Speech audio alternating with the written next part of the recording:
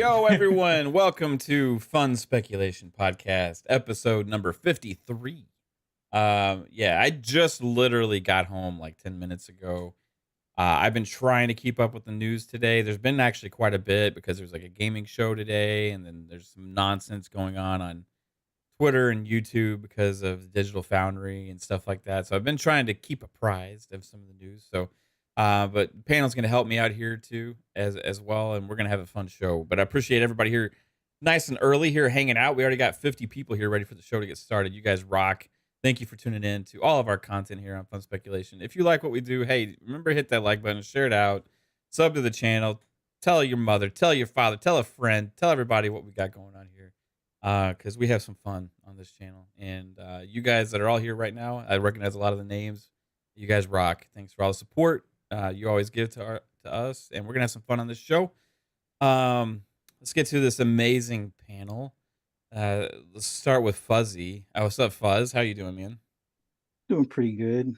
Trying to weed through the Twitter nonsense as usual, but you know, just having fun playing some games, playing my usual stuff, Gran Turismo and Division, and got to get back to Undisputed. That patch with the arm fatigue is kind of killing the buzz of the game right now. Yeah, but There's other than arm that, fatigue? just still having some fun.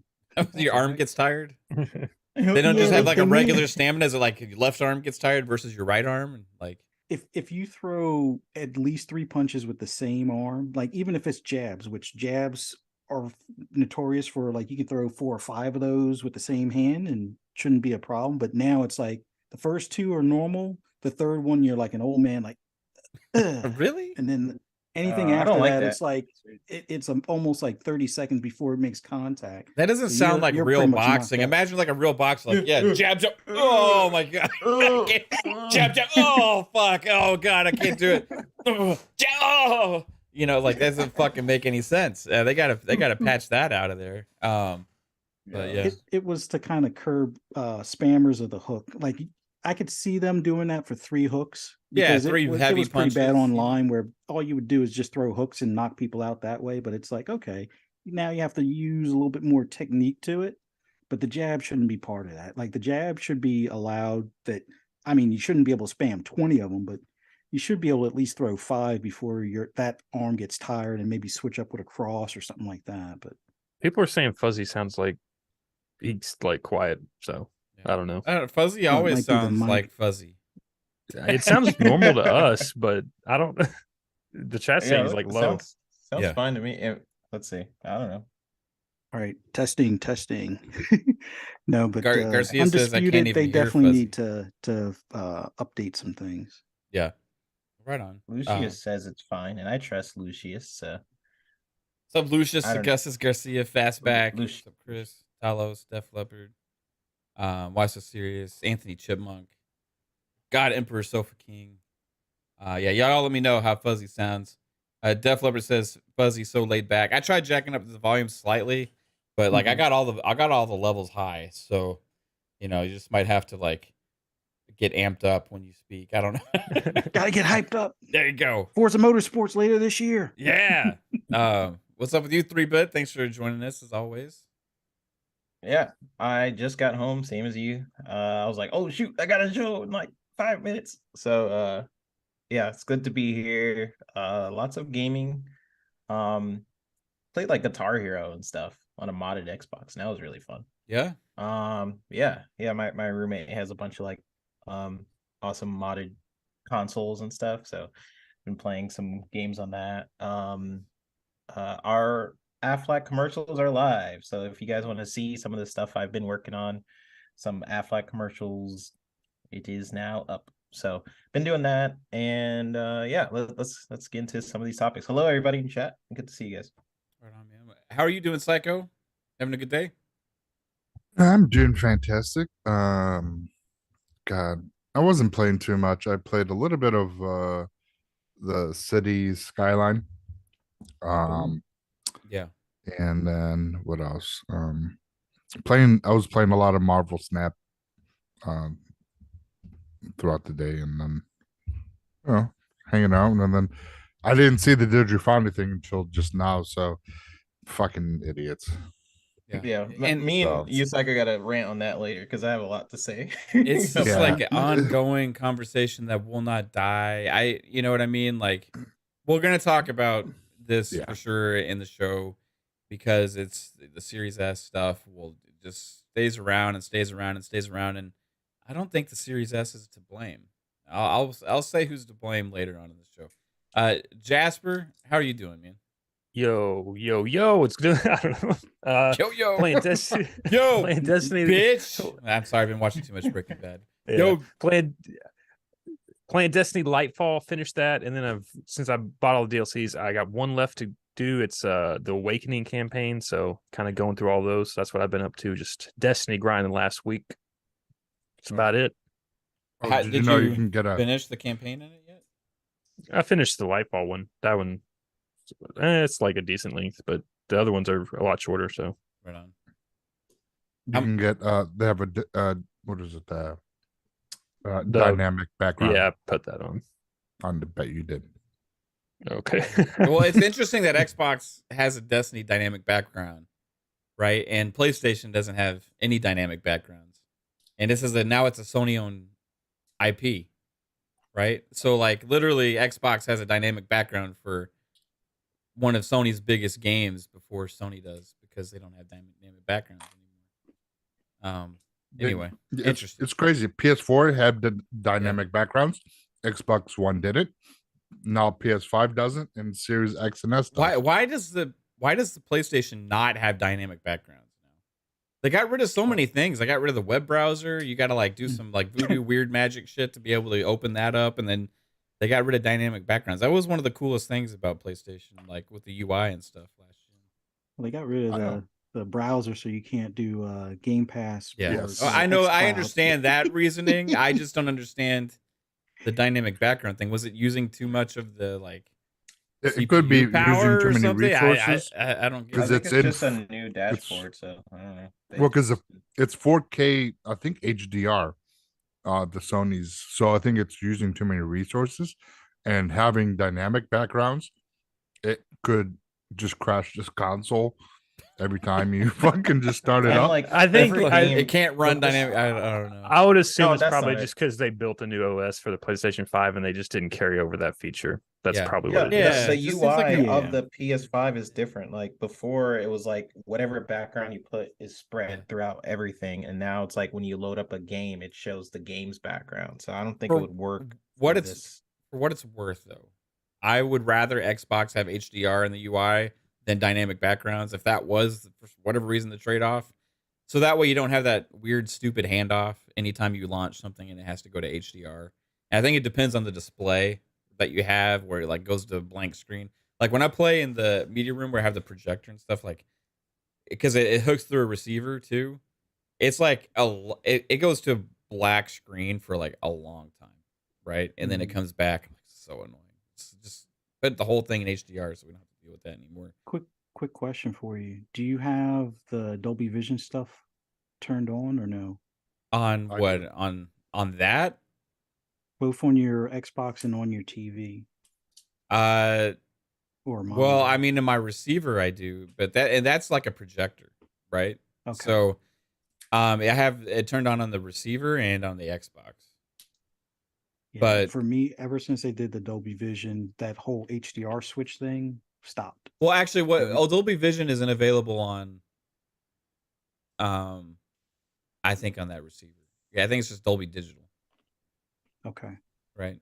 But it has like because the projector has like HDR, but I don't, that's like a 4-year-old projector at this Yeah. point. So. Yeah, I noticed that the when Dolby Vision pops on, there's no handshake. It just Yeah. switches. But Dolby Vision is It's- different than HDR, right? It's a different technology. Like it just accomplishes the same thing, right? It's supposed to be HDR. the same thing, but it's like a different. It's It's Dolby's version. It's Yeah, it's bigger just color. Their branded thing. Yeah, Yeah, I there's don't deeper think my- colors and deeper. I mean, it has HDR in there, but not Dolby Vision. It's just not. Yeah, it's like Up to date. 60. What is it? 65 billion color inputs or some shit like that. Yeah. It's something crazy high. That's why like reds and yellows really pop in Dolby Vision. Eventually, I'll versus have to get a new HDR. projector. One thing I noticed is I think my lamp is starting to go out because I see some like the brightness is a little wonky now, and like sometimes like a little Well- slight flickering on really bright scenes and stuff. So I'll have to either get a new lamp or get a new projector here in the next year, probably. While we Sometimes on those lamps Dolby, are almost as expensive as the Yeah, It projector. is, exactly. you know. I got it when I got it. It was a good one. It's 4K 60 HDR. It's really good. But you know, it's starting to show signs of its age, I think. while we're on Dolby Vision, real quick, I don't know if you guys noticed, but HBO, the app, it's the HBO Max on Xbox. They removed Dolby Vision and 4K feedback playback. On the HBO app. HBO Max on Xbox only. They have it on PlayStation, but minus the Dolby Vision because PS5 doesn't have the Dolby Vision. But they took it off Xbox because I was watching one of the movies and it's gone. I'm like, what the fuck? That's weird. And that was just recently. The Disney app has that stuff though, right? Disney app has it, but not the HBO Max. So I don't know what happened with maybe Sony and HBO had some kind of agreement, but It's probably 4K HBO trying to save money because they haven't been doing well. but So it's they're- on PlayStation though. Yeah, So- but if you remove like a quarter of your users, like you're going to save on 4K streaming, so their overall like internet bill at the end of the month is going to be a little less. So it sucks for the Xbox users, but you're cutting out like 10% of your like total market there, so you're going to save money. Yeah, it's just I don't know, it's weird. That's pretty piss That poor. means just switch over to Prime Video. You can play HBO Max. I through it. really like Prime. I think Prime Video is like one of the most underrated streaming platforms, period. Like they got really good original stuff. You can buy movies directly through the app as well. Like even it goes through your Xbox. It goes straight up and charges your Amazon account. And like that's one example of like Xbox allowing other storefronts on their ecosystem, right? Because you can literally buy a movie on Amazon, right? And you own it, and it does. You know, if you have like the movies play anywhere or whatever, you can access it in your Xbox store. You can access it in the Amazon store. So I really like Amazon Prime Video. It's one of my me too. favorites. Isn't Invincible, is that Prime? Yeah, it is. And another really cool thing I like about it, you know, when you do like free trials on things, because like you can subscribe to like HBO Max through it or Showtime or whatever and all that stuff. And you know how like a lot of apps you have to like, oh, well, you got to go sign in on the web to cancel or something like that. Like you can literally like sign up for a trial or like sign up for the service and you can like cancel it within the Amazon app just directly on the Xbox. Oh, that's cool. And it's really easy. It's really fucking easy. So I think they have one of the best apps, period, for movies and stuff and shows. But Sorry anyway. for getting off topic. Yeah, it is off topic, but it's fun to talk about some of the stuff sometimes. Yeah, we were just talking about Dolby Vision, and I was just finding it very peculiar that they took it off Xbox, and I'm like, what the fuck? And they have not came out and put a statement why they did it. They just did it. I was just looking it up. People are speculating they're switching over to AV1 encoding so they can save bandwidth but get higher quality. So that's again saving money but reducing their total internet consumption. Right. Pong says Amazon Prime is what Microsoft wants for game streaming in the future, all under one roof on the Azure servers. Yeah, I think he's meaning like the example of kind of like how it's set up. Yeah, Like Ubisoft Plus and then PlayStation Now. Right, where you can like just sign into the ecosystem. You have all these different options where you can subscribe to, and yeah, it's really smart. Meta, right? That was like the metaverse, being able to access everything from one place. Kind of was the idea. We're already there. I think Phil Spencer said that himself before. Like when he said, like when I think of Meta, I think it's just like it's already a thing. You know what I mean? And I agree with him here. Like I think people just assumed it was always going to be within a VR experience for some reason, but I don't know. VR doesn't seem like there's actually like. I think it needs to all be under one like thing. I think that's the meta, not like having to split out and go to different ecosystems and stuff just to get everything. Like, right. It needs to all be under one. Well, that's like what Prime does, right? Because Prime doesn't have Netflix and stuff like that, but it does have HBO, Showtime. You have all these other different channels you can subscribe to within it as well, right? You can do that with like Hulu. You can do it with some other ones too. I just think Amazon does it the best with their app, with ease of use anyway. Anyway, they also got some good originals, including some Clancy movies. Right, Without Remorse. Again, I've said this many times. Watch that movie. I think it's pretty badass. But yeah, let's get into some gaming stuff here, guys. So yeah, we'll just get right into it with this Series S. Hot topic, hot button topic. Has been for a while. It has been ever since it was announced. When you had like maybe 2 developers out there say, "I'm worried about the future of this console holding back gaming because of the memory or whatever," and you had a lot of people, developers, and other people say it's not really an issue. You just create some a little bit more work sometimes, right? To have to optimize more. But it's still become a narrative time and time again. Recently, more so because of the whole Baldur's Gate 3. Everybody's putting the blame on the Series S, even though the development team straight up said that they said it wasn't exactly the Series S that's necessarily the issue here. But they were having some technical issues with the couch co-op experience, right? On not necessarily just the Series S, but with getting it like up and running on the Xbox ecosystem. So that's led to a lot of speculation. We've had speculation before where people said blamed the Series S for Gotham Knights not hitting 60 frames, which we know that's bullshit because it's not 60 anywhere hardly, right? And other things. So for some reason, Digital Foundry ended up, did they do it? Was it a video or on their podcast? I think it was their podcast. So I saw this because I've been out today. We actually got back from an arcade. Yeah, we were at an arcade today. It's spring break, so my daughter's having a sleepover. I took my daughter and her friend to an arcade that takes nickels. It's really cool, called Nickel Rama. Been a place since I was 12 around here. But we were playing all these arcade games and stuff, and then I got trying to look at my phone and keep up with this stuff. So. But it was on their podcast, and what I saw from Twitter, and somebody correct me, is that they were saying, is it time, I think, for Microsoft to stop requiring parity between the Series S and X, so that way Series S stops holding back gaming like it's like an actual thing? Is that kind of what they were talking about? Whoever saw it?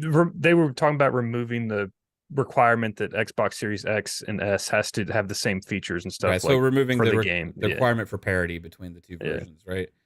I think it's a bad move if you did that, and I don't think it's the Series S's fault, right? Yeah, they did make a point that happened in the 360 generation that was actually kind of relevant and like a decent point, I feel like. But what was that?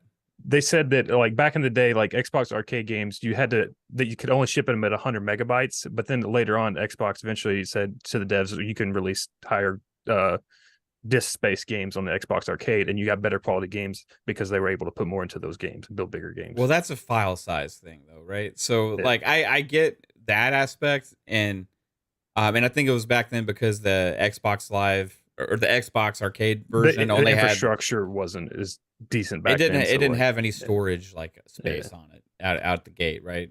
And that's a different issue for me. You know what I mean? I get that when you're talking about having to move forward with the times, but they're talking about like the hardware lacking the capability of making new games, pretty much, right? Like they're saying that, well, Series X is capable of making one kind of game, but the Series S isn't capable of making that same kind of game. They said with Baldur's Gate, they would just rather have the game like ship with split screen on the Series X and just remove the split screen mode from the Series S, just because you get the game day and date and you wouldn't have to put in extra work. That was kind of Have the devs actually 100% confirmed that the Series S is the issue? No, but they kind of ignored the devs like comments. So I'll say that. That's what I'm saying. Like, so like, here we go. Like, we've seen this repeated talk from several websites, and it turns out that several of these websites are owned by the same parent company, right? Digital Foundry is part of that group also. There's one shining light within that, like that's pro Xbox, and that's pure Xbox. I feel like it's their like one website that parent company owns, just so that way they can seem like they're not, fanboys or whatever. I don't know, but like this constant from all these sites, these weird articles. You got stuff like the what was the last one where they talked about there was one of them was talking about Starfield. The other one talked about what was the other game they just talked about that the Baldur's Gate versus Starfield. the VG247 article. Which one was that? That was when they talked about how Baldur's Gate is it going to be bigger than Starfield. Oh, that one. Yeah, is Baldur's Gate going to be bigger than Starfield because it's on PS5, right?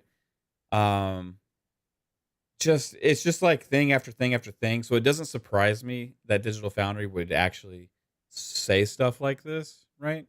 There has been a few devs that have come out there and said stuff like this, but there's been a lot more that have said opposite. In fact, there's a lot of them that have praised the Series S, you know. 3, but you said you kind of wanted to rant about this, and you're more tech. You and Psycho specifically are pretty technical savvy with a lot of this stuff, and Jasper is fuzzy as way. You guys are all way more savvy with this shit than I am, right? But it still screams to me that maybe it's an excuse, right? That you know you have hardware out there on PC that is way less capable than a Series S. That is currently running games like Baldur's Gate 3 right now, right? You have a lot of other things out there. So why is this narrative still continuing? It's like I have to have another show why I have to talk about Series S, why it's not holding back gaming, but I feel like I have to because you have people like Digital Foundry now and people sort of taking them out of context, which by the way, I feel like Digital Foundry even shifted the way they do comparisons because PS5 loses half the time resolution. They compared recently the Series S to the PS5 version, which is of one of the recent games. It's like goodness, like PS5 loses half the time resolution, so they briefly shift over that and just focus on frame rate drops. And over time, games are going to continue to look better and better. You have machine learning, which is inside of the Series S and X, and has an edge over the PS5 because of its shader cores, which I won't get too much into techie things, but it's kind of like the equivalent of NVIDIA's DLSS. I just looked up the minimum specs for Baldur's Gate 3 on PC, and the Series S is like, yeah, like you should be able that's what I was gonna get to. So that's what I'm saying, Jasper. It's like common sense stuff. It's so frustrating, like that stuff that people don't really talk about. Like for example, I actually have a quote from Digital Foundry a while ago, right? So Digital Foundry admitted during their analysis for Gotham Knights, they said, and I quote, "The truth is in the pudding of the performance numbers. If a game has wonky performance on a modern console, it was not given proper time. The PS5 and Xbox Series X are similarly good. The amount of time given to each is obviously not equal."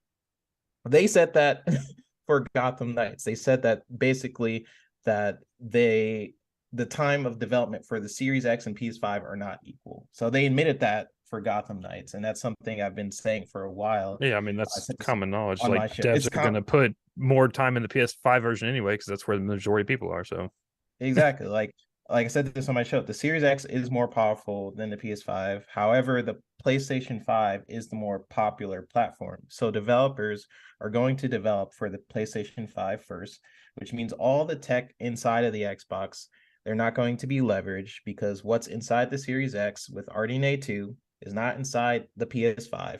The PS5 has features missing within RDNA 2, which means developers are not going to take all of a sudden take advantage of those features on the Series X. You're only going to see the benefits of the Series X being a more powerful platform with first party titles.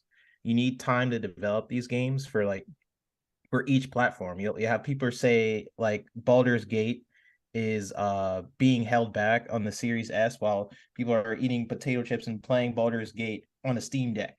Like minimum specs for Baldur's Gate is lower than a Series S. Like games are scalable. Like I've been saying it's a lot lower. Like yeah, the graphics card was a 780 was minimum specs, which is like a fucking 15-year-old graphics. What about memory? What's the minimum? 8 gigs of RAM. So like the minimum spec of Baldur's Gate is lower than the Series S, and I've been saying since day freaking that's one. probably like DDR3 RAM. So like Xbox has DDR5 in it, so like Right. doesn't No, it? DDR6, isn't it? Well, that's the video RAM, or video memory. But Oh, okay. The other thing is like a PC is doing a lot of other things too. Yeah. Besides, like Yeah. a console is also like more resourced for gaming. it's right? more optimized for gaming, whereas a PC Yeah. it has to be optimized to work with multiple tasks going on. Whereas Right. console, it's a locked box and it's designed. So for you gaming. can do obviously things to like minimize all of that stuff on a PC to Yeah. put more horsepower towards your games, but like like you still can't always account for having access to all that, even with the minimum spec. You know what I mean? Like what I'm getting at, and what 3-Bit's getting at, is that like you look at it and you want to point the finger and blame something again because it's easy for you to do, right? It's just easy for you to say, well, look, it's holding back gaming. We're going to bring that shit back. When you're talking about a game that runs on a potato PC, right? This is a CRPG that runs on an older piece of shit PC. My PC is way better than the PCs that are out there on this minimum spec. And like, I don't have a great PC. My Series S or Series X like kills my PC, right? Like, I would get a better experience playing on the Series S or X than that game on my PC, right? And they're comparing this without any actual rational thinking. But right? They were saying that it's, since the devs came out and said a split screen was primarily the issue of getting it to work on the Xboxes. With split screen, you have to pretty much double like your video rendering like capability. So that's where it's like, how much is that actually hitting the hardware? So I don't know. Yeah, I mean, they could. I mean, there's games that are way more intense than Baldur's Gate running on the Series. Yeah, I'm S. So just like, saying that was like their point. Yeah, I know. It's like up to them, at the end of the day. The other aspect of this too, like the devs can't really even talk too much about Xbox yet because they haven't announced it for there, and they obviously have a marketing deal with PlayStation, right? So they had to make that post where they told people why, because of the community outcry, right? Because a lot of Xbox players want Baldur's Gate 3, right? That style of game is more popular on Xbox than it is on PlayStation. That's just point blank. And it goes with the whole Xbox and PC infrastructure and ecosystem. And so there was outcry. And I feel like the devs had to come out and say why, because there was a lot of questions, right? But they never said that it would not hit launch. They never said it wasn't. They never said it's not possible. They just said it's not ready to be announced yet because they have some things they're working on. You know what I mean? I think it was up in the air if they were going to make launch. That's why they didn't announce it. Right. So, I mean, this whole thing for me is like a little overblown because, number one, right, marketing rights for PlayStation. This game's been in game preview for PC for a long time, right? The aspect to this is we can assume that the console version being ported first, lead platform, was the PlayStation. So they've invested way more time, just like Digital Foundry was talking about there, on the PlayStation version, right? So they're attaching that first. So then they're optimizing for Series X, which maybe that's easier to optimize for because it's more parallel, right? But then maybe, yeah, you have to do some more work for the Series S, which is what you would expect. That's the one thing that I can say there's a truth to, that when you're optimizing for more things, right, even if it's a lower spec thing, it maybe takes some more work, right? But you can't say that it's incapable or that it's holding things back. It's the priorities of the devs that is holding that back, right? It's the choices made from the publishers that are holding that back. It's choosing the PlayStation as the lead primary platform to develop on that's holding that back.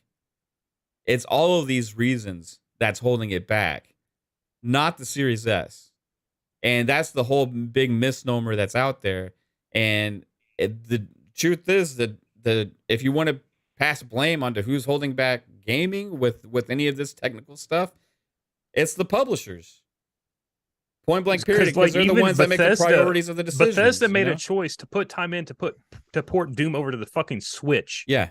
Witcher 3, it was ported to the Switch. Red Dead Redemption 2 works on like an Xbox One. Like the most very taxing, amazing, beautiful looking game is running on the Xbox One. It just requires the time for the devs to put in to make the game work. Time for the devs to actually optimize these games. It's not that the Series S isn't capable. It's about where the devs are putting their resources to. Like we had the Gotham Knights saying like 60 FPS is too hard. Like because of our systems, we can't do 60 FPS. Like, come on.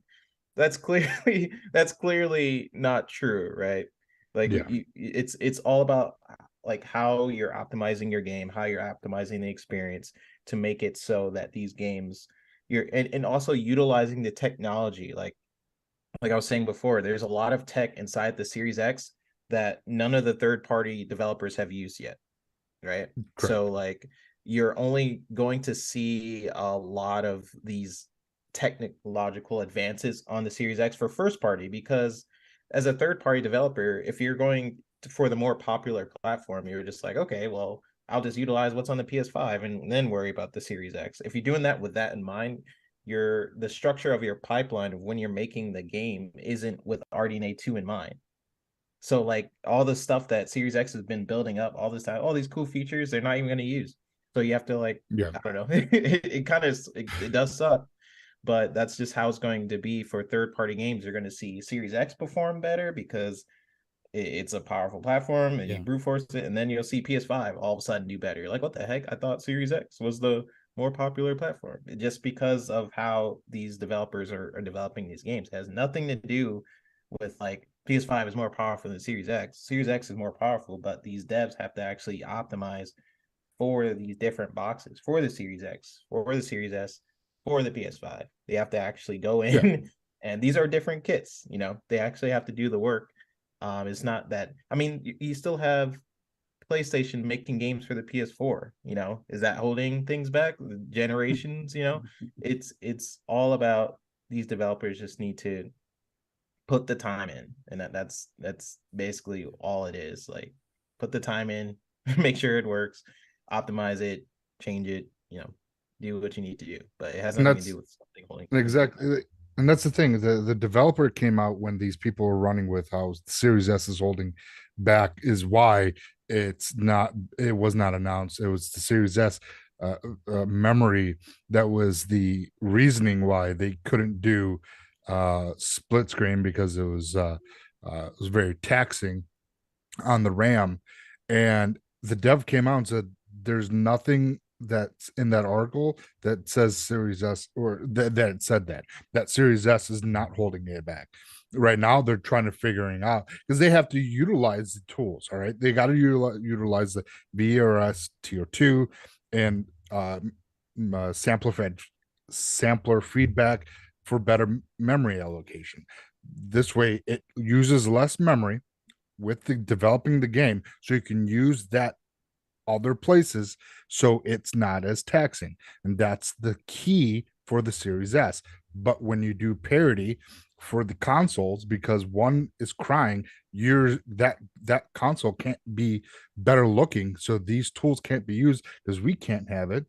A lot of it, you'll see that's happening. That's why look at Control should be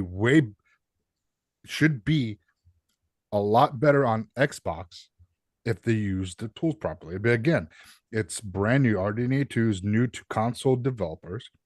They're not utilizing the tools properly. It's just like a race car. When you don't fine tune your race car, and you know, with the fuel and everything, that when you are racing and do time tracks, to get faster, you tune your vehicle. It's the same thing with these consoles. You have to tune it so it can be better optimized to utilize these games. But if you're not tuning these games, the console for your game, it's not going to perform well. So, you know, it's one of those things that it takes time. But if the publisher's like, fuck it, send it out, and that's why you see a lower it's graded lower a little bit with on Xbox, because they didn't have the time to put that extra. I was like thinking about it, like I made a mistake earlier when I said DDR5. I forgot that since it's consoles, they use the VRAM and the RAM is a shared pool. So you only have 8 gigs to work with.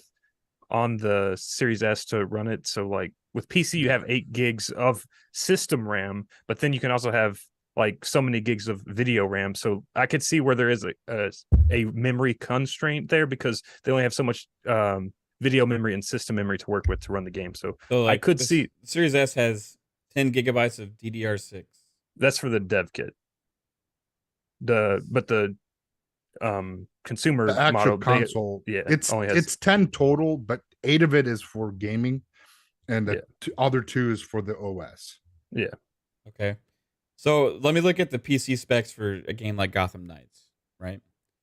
Minimum specs, 60 frames at 1080p.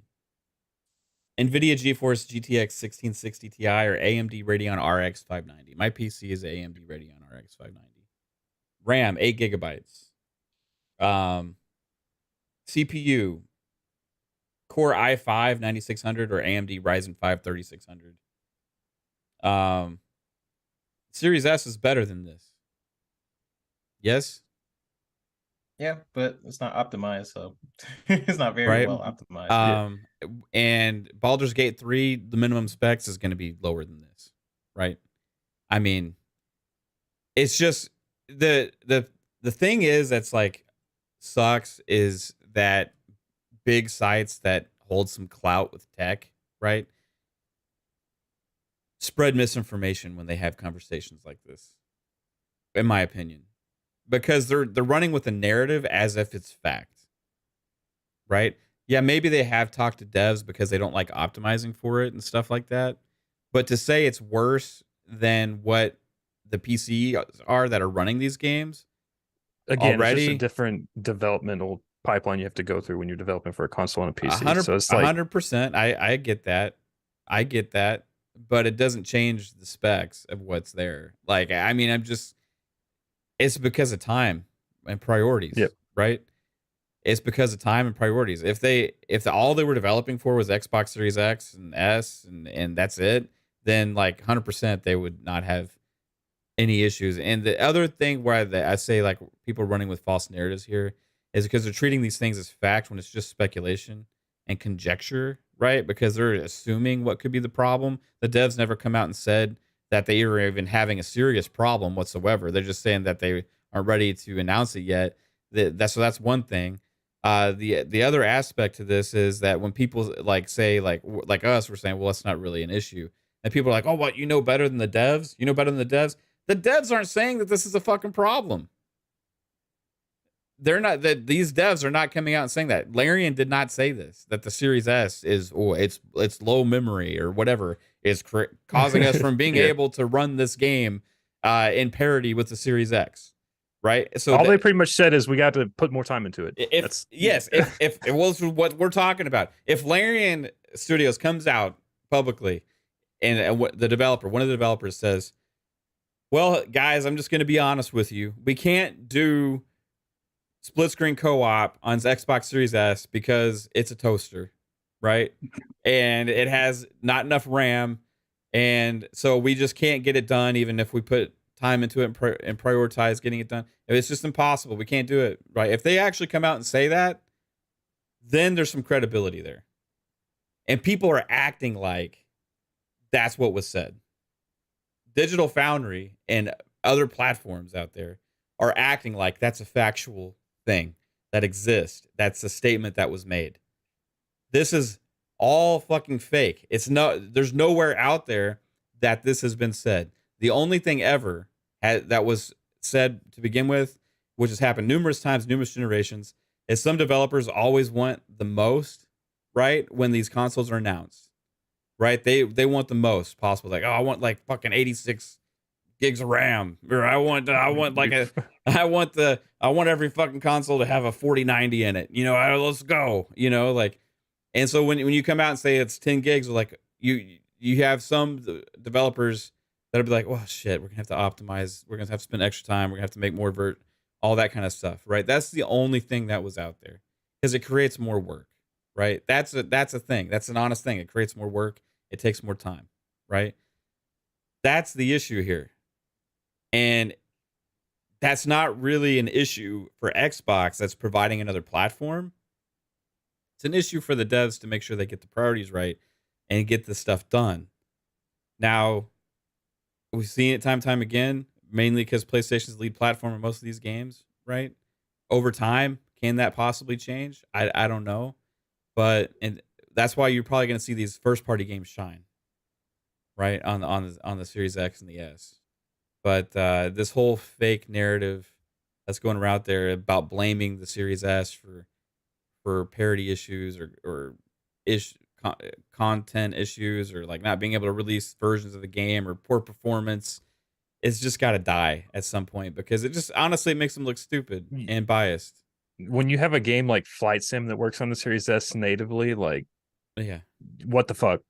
That's like one of the most extensive games there is. It's Well, like, Well, see, That game there's a is part that I'm so confused crazy. on because, and correct me if I'm wrong, has Xbox said in a public statement that there is a parity requirement other than the game has to launch the same date? Not features. I don't recall them ever saying I think there features. is a requirement that it has to have parity on the Series S and X. The only parity I've ever seen in not sure, writing though. from before was it has to be the same date, just the date. So you can have the S with half the features because we've seen games like this already release. Because if Well, that if was you the case, talk then about Dying Light wouldn't have been allowed to be released, right? well, what you can talk about like graphic modes for features, right? But Graphic like one modes game, and other features. you can't like, have like multiplayer only on the Xbox Series X and Right. like no multiplayer on the Series S. It has to be like the Okay. same game pretty much, but But you like can have different. features like graphics. like and you can have stuff. like Yeah. 120 hertz mode on one and not the Mhm. other because it's like within like scope of the hardware capabilities or whatever. So like graphics modes and stuff like that, there's not obviously parity because it's two different pieces of hardware. But I Right. think there is feature like within gameplay type feature things, right? Obviously not like ray tracing, shit like that, visual like fidelity type things, right? I don't think there were a are couple of in there. games where you couldn't do quick resume. You could do it on the X and you couldn't do it on the S. I mean, it was patched within the first week or two, but Yeah, that quick seems resume is more a of major a feature. that seems more of a console thing, like a hardware thing, maybe. I don't know. Um, as far as like one having co-op and not the other, I don't know if there unless that was actually a thing, right? If Larian, to your point, Fuzz, if Larian actually says we can't do this on the Series S, then yes, there needs to not be a parity clause, right? But I don't think that's a thing. Like I just honestly don't think it exists, right? Like point blank. And we haven't seen any devs say this. And maybe they can't say it, but we haven't seen anybody say it. So sites like Digital Foundry running with it like it's fact Mhm. is what I have an issue with. Like let's have this conversation about how we can minimize the impact that the Series S, the damage is doing to gaming, like in removing Xbox's parity clause with that. You know how many people would be fucked over by that decision on the Series S because you open up a can of worms in that point. That's Oh, what yeah. they were talking about. They were saying like you could do it and you would have like a more advanced game on the Series X, but then you're going to piss a lot of Series S owners off. Yeah. And since the And- Xbox ecosystem is more like 50-50, like they're not going to do that. And you could also like give the devs another like shortcut, easy out avenue of not having And to they optimize for the Series S. And they say once you let one, it's going to like another dev's going to be like, well, you let them do it. Why can't you just let us like put a bigger multiplayer mode in this version? And you know how these devs are. Well, we'll just do the best version of PS5 Series X, and the publishers will be like, well, we'll still put a PS Series S version out. We can still get it out quicker without having to put as much time into it. I want these devs to put the time into it to give us the best version on each fucking platform possible. That includes the Series S. It includes the Series X. It includes the PS5. This is no different than last gen where we had Xbox One, Xbox One S, Xbox One X. You had PS4, PS4 Pro, right? This is not a new thing to have multiple SKUs within a console space, right? And for them to act like that's causing a problem, let me tell you something. If they think it's causing a problem now, they better get ready for the future of what's happening in the console space, right? Because you're going to see probably even more of this. That's where they were talking about. It's like, is this the first game that if this is the problem, like, is Baldur's Gate going to be the first game, or are we going to start seeing more? No, of I'm that? talking Like, about the console space in the future. You're having more different SKUs of different power levels, probably, right? Like, I think that's going to be an ongoing thing. I think we'll get another Xbox version this generation. We'll get another PlayStation version at some point, and then they're guess what? Have more options and more things to develop for. But they got how many graphics cards and settings do they have on PC? Right, I get it's like one Infinite. platform, but to optimize across NVIDIA, AMD, all these different levels and all that shit. I mean, come on, like you're talking about two fucking Xboxes and one PS5. Well, It's too the funny much. thing is, in the previous generation, there were devs that took the extra time to make a better Series X a version, and it was almost like they did it so it's like a top tier, like, look at this is what we were able to do type of situation. Like you had a lot of games where there was an update for the Pro and an update for the X, but it was like night and day difference in a lot of cases, and you could tell that there was the extra time put in.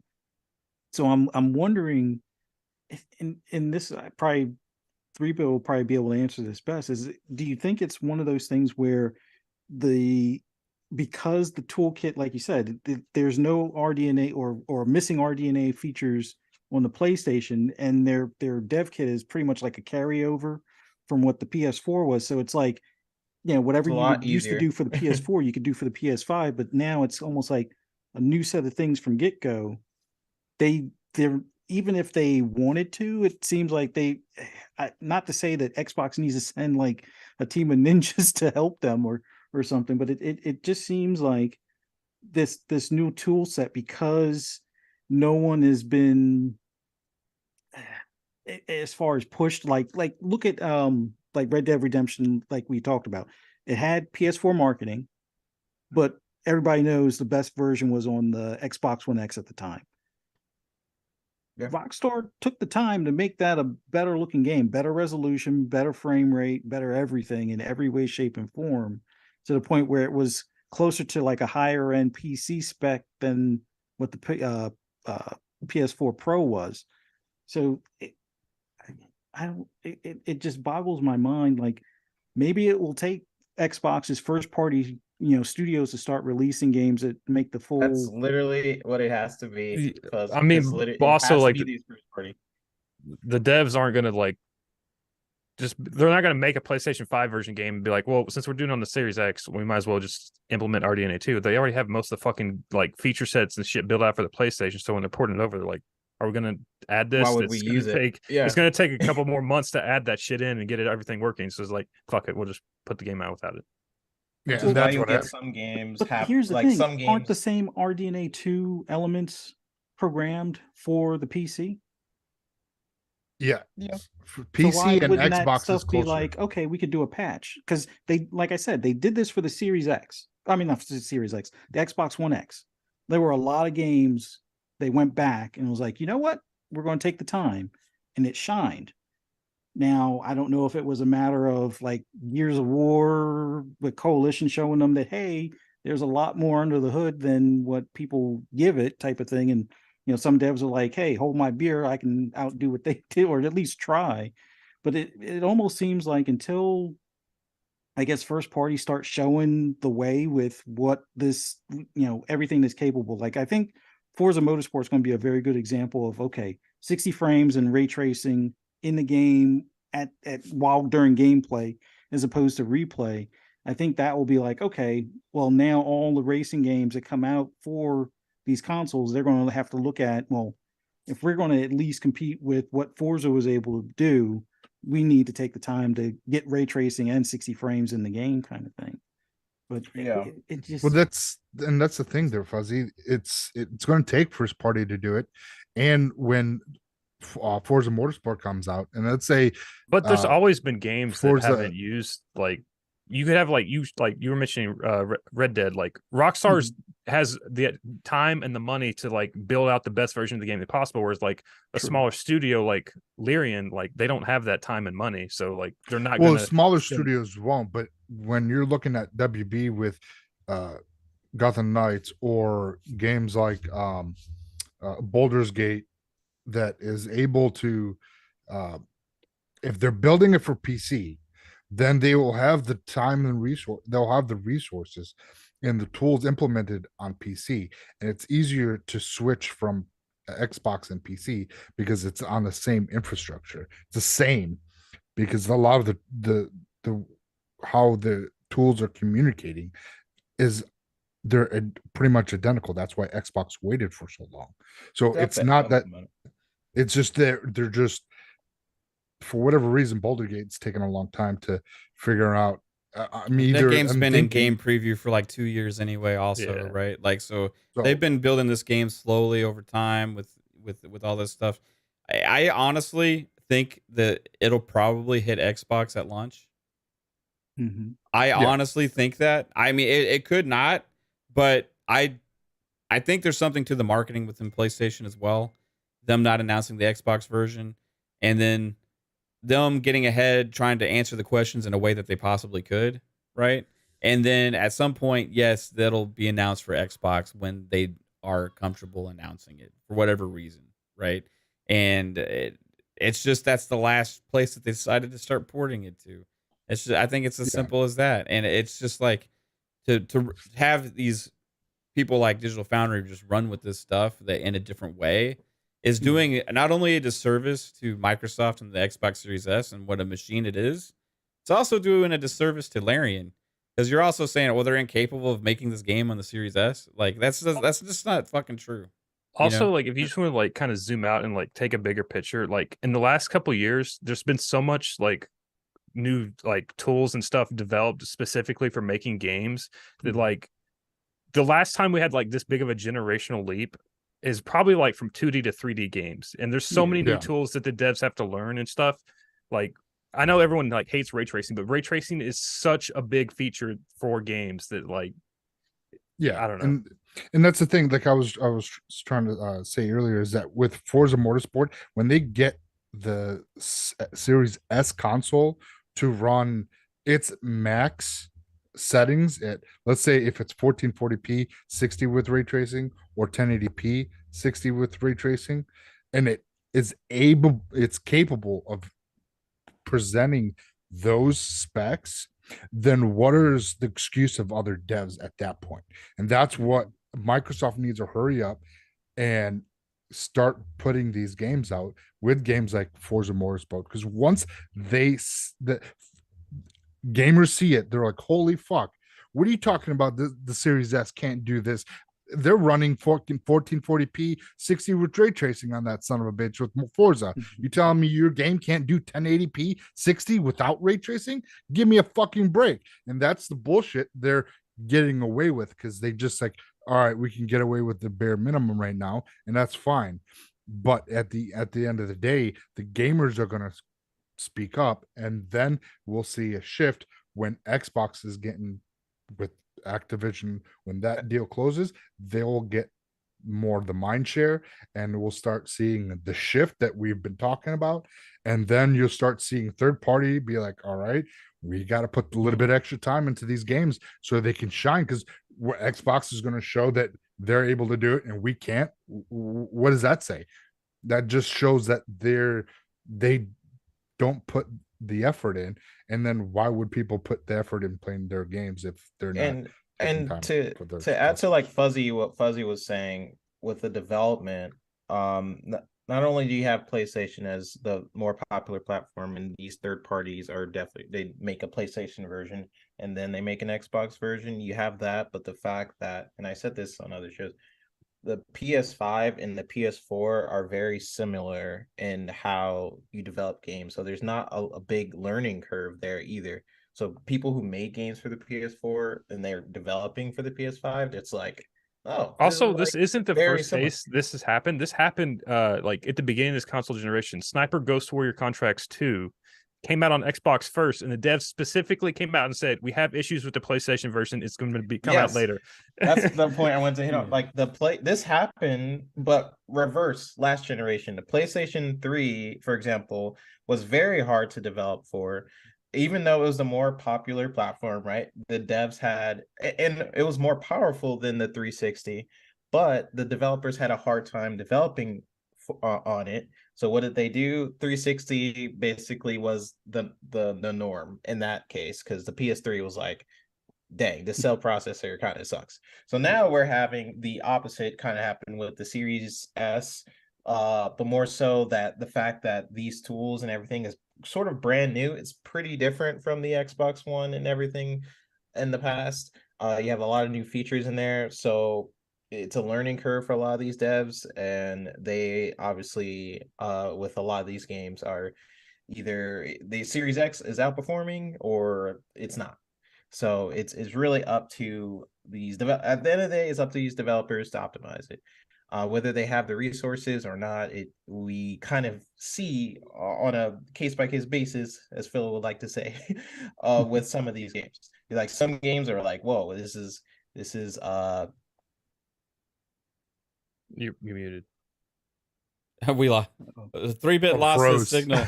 No, we still can't hear you, bro. No. The tech savvy developer here that's explaining all the technical aspects of all of this has somehow disconnected his audio from his PC. Maybe it's him who's trying to port the Series S version of Baldur's Gate 3, and that's why we're having these someone issues. got me. Yeah, there you go. Jim Ryan was coming for you. Ryan can't hear me. Yeah, go ahead, go 3-bit. No, I was just gonna say that, like, at the end of the day, the PS3, PS4 pipeline was very similar.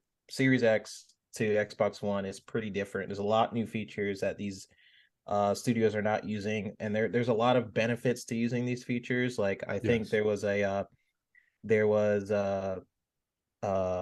who was it was basically Coalition was talking about some of the benefits in the Unreal Engine by using some of these features. Like they were saying that, like, some of the materials, the nanite materials on Unreal Engine 5, the cost by using a Series X, by using like VRS, it's like a 33% gain in performance. Like stuff like that would be beneficial for devs, but if you're not using any of those features, then you're pretty much on parity with PS5 at that point. Exactly. Like, it doesn't matter. But it's the VRS tier 2. That's what is the difference between Xbox and PlayStation. PlayStation does not have tier 2. They only have tier 1. Tier 2 is what makes the Unreal Engine with the nanites, what you were just talking about. There's such a performance gain with using tier 2 that it's going to come down to devs putting that extra bit of time. And if it is being used on PC, it's right there. They're using it. They just got to put it on for. They got to write the code for Xbox to implement it in their engine for the console. I just want to bring back a point that was something about where a previous game did this. This is as I was saying, Sniper Ghost Warrior Contracts 2. The PlayStation 5 version was delayed, and the head producer at the studio said that the PS5 is we're working with new technology, so there's some challenges that come to working with that. He said the PS5 has a lot of new bells and whistles, like the new SSD, 3D audio, and of course DualSense. Releasing the game, we have some technical challenges, but we're going to work through it. So PlayStation 5 has this shit too. What is that not holding back gaming? Well, don't forget the gunk developers. They had that game was announced for PS5, but then had to cancel it for PS5 because it could not render the physics for the gunk. It couldn't do it, and the developers came out and said it. The PS5, we couldn't get it. We could not render the physics for that game is so demanding that the PS5 we can't release it on the PlayStation. So that's why it only came out on Xbox. And that was back in 2020 when all that came out. And then here we are. I mean, it was a decent game, but I see that. But if you ever played it, that gunk is so fluid, and I'm like, damn. I mean, the game is not like realistic or anything. Like, but I'm like, damn. If that was very taxing, I was like, what other games? I mean, we heard it with Resident Evil 8. We heard that with the PS5 there were issues. So, the there's issues with the PS5, but now it's like it's the cool thing to shit on the Series S because it has lower specs, it's easier target to pick on. And it's just fucking bullshit. It's lazy fucking journalism, and it just needs to fucking stop. And Xbox needs to put out their games to shut them the fuck up. Last final question. I guess I could say, Baldur's Gate comes out in August, right? Yeah. There's plenty of time for that. Well, not just the plenty of time. There's also a very interesting peek into some contracts in August as well, August 12th. So maybe there'll be some info in their contract for the marketing. There seems to be some info, like as lack of understanding in the chat with a couple people right now. So like, if you see, here's the thing. Larian came out and they said there is no exclusivity deal, right? And they had to come out and say that because they originally said that they were not going to do any exclusivity deals on this game. So the developer, the president or whatever, the lead guy there came out and said there's still no exclusivity deals. They did not say there's no marketing deals. So that's two completely different things. If you watch a PlayStation State of Play and you see a game at the PlayStation State of Play, they have a marketing deal with PlayStation. If you watch an Xbox showcase and you see a game at an Xbox showcase, they have a marketing deal with Xbox. That's literally how you tell who has the marketing rights for these games. Just like the Paradox showcase, they brought to you by Xbox. They literally said that's been a thing for a very long time, right? Like that's how you tell. Like PlayStation has marketing rights for Resident Evil, right? They have marketing rights for Street Fighter. That's why you keep seeing those games at the shows, right? You'll probably see more Baldur's Gate at their shows.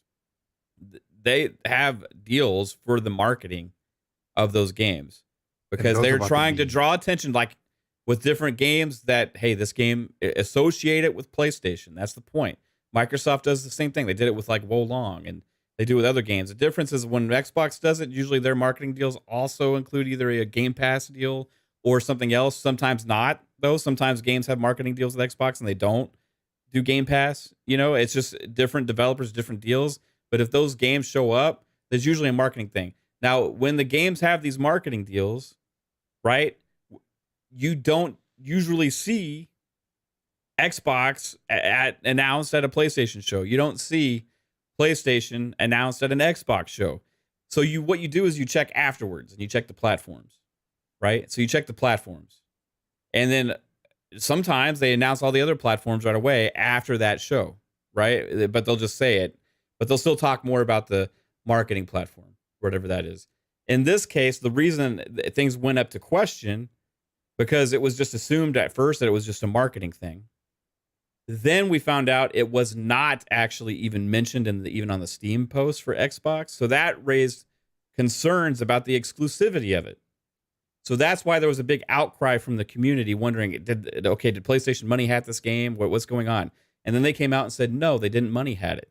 So then that raised more questions because people are like, well, what's the issue then? If PlayStation not money hatting it or whatever, what's the deal? So that's when the developer released that statement, which they didn't want to have to do, but they had to address eventually because of everybody's wondering what's going on here. And they said there was a technical issue with those versions. Regardless, the announcement would still be the same at the PlayStation thing, and they would still not be talking about the Xbox version very much at all, right? Period. Now, what's going to happen, like anytime you see marketing or if you see the game for the console version on their YouTube stuff, all that stuff, you'll see PlayStation, you'll see PlayStation, you'll see PlayStation, even if it hits Xbox day one. That's just the way it works, right?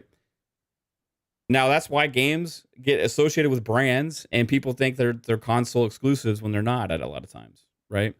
In this case, this was different, though, because it didn't say Xbox afterwards. So that's what raised the questions. Now, the thing is still, they came out and said why they didn't announce it for the Xboxes because of technical issues, but they did not say that they were not going to be able to hit launch. They said that they will announce it when they're sure they can. They also may be prohibited even from announcing that point blank period yet, but due to whatever that contract says. We don't know what the contract says with the console specifics of when you're allowed to talk about things, right? That's why it was so hard to pull teeth from them about that in the first place. So they were being very vague at first until there was enough outcry to make them come out and say until like this. the next day. Yeah. They So did something. there's a precedent set here for this kind of stuff. This one fell a little outside of the precedent, right? So that's what raised this question. The thing is that the community and some of the community in like Digital Foundry made up their own reasoning why and just ran with it as fact. Regardless of what the developer said, regardless of anything, they're running with this thing about the Series S holding back gaming as it's some kind of fact, when primarily probably what's going on here, like we've been saying this entire podcast, if you've been listening, is that the game has been probably ported to PlayStation as the primary console version first because it's a bigger platform. They have marketing deal, all these different aspects. Even games that Xbox has marketing rights for, are still sometimes lead developed on the PlayStation and then ported to Xbox after, like games like Atomic Heart, right? So we see that time and time again because it's such a more popular platform. Now, if you combine marketing rights plus that fact, is when you see some of the stuff that's going on right now, right?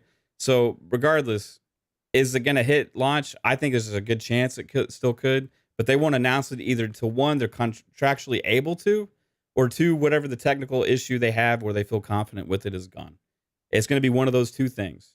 And it may not hit at launch, it may not, but to say that marketing doesn't have an impact on how these games are announced and marketed and platforms talked about is completely being naive to everything that's been going on in gaming for the last how long? Forever? I mean, 20 years probably, ever since like E3's been a thing. Like, I mean, it's just like, pay attention. All you got to do is pay attention, right? So it's not like some of these guys, I just don't understand where the thought processes come from, like what make believe world that they live in. But it is what it is. Any final thoughts? The Series S? Bridget, man. No, It's a potato.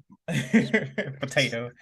No, every time I see, like, every few months, I feel like this conversation comes up, like something about the Series S holding back gaming while you still have developers having a minimum spec below the Series S, or still developing for the PS4, or developing having games on like the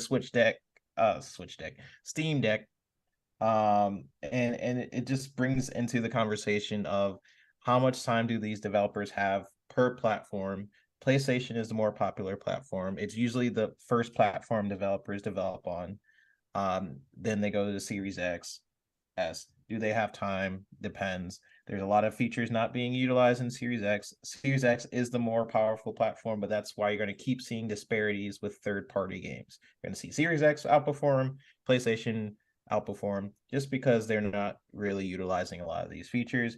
They probably won't see them utilizing these features until, like what Psycho was saying, probably until first party. First party has to kind of be the lead for showing how these features are beneficial for games. And once these other developers see, like, oh wow, I could have a 30%, like Coalition just had a whole presentation of what I'm saying. Like, wow, using the Series X and some of the features in there, I could have a 33% performance boost on the Unreal Engine just by using some of these features. Wow, I could really use that in my game. Wow, this makes the optimization for my game better. All of a sudden, wow, it's running better than the PS5. You won't have that until you start actually using the features. If you don't, then the PS5 is going to outperform it because it's very similar to the PS4. And that's just how it is. That is my stamp. Right on, man. That is it.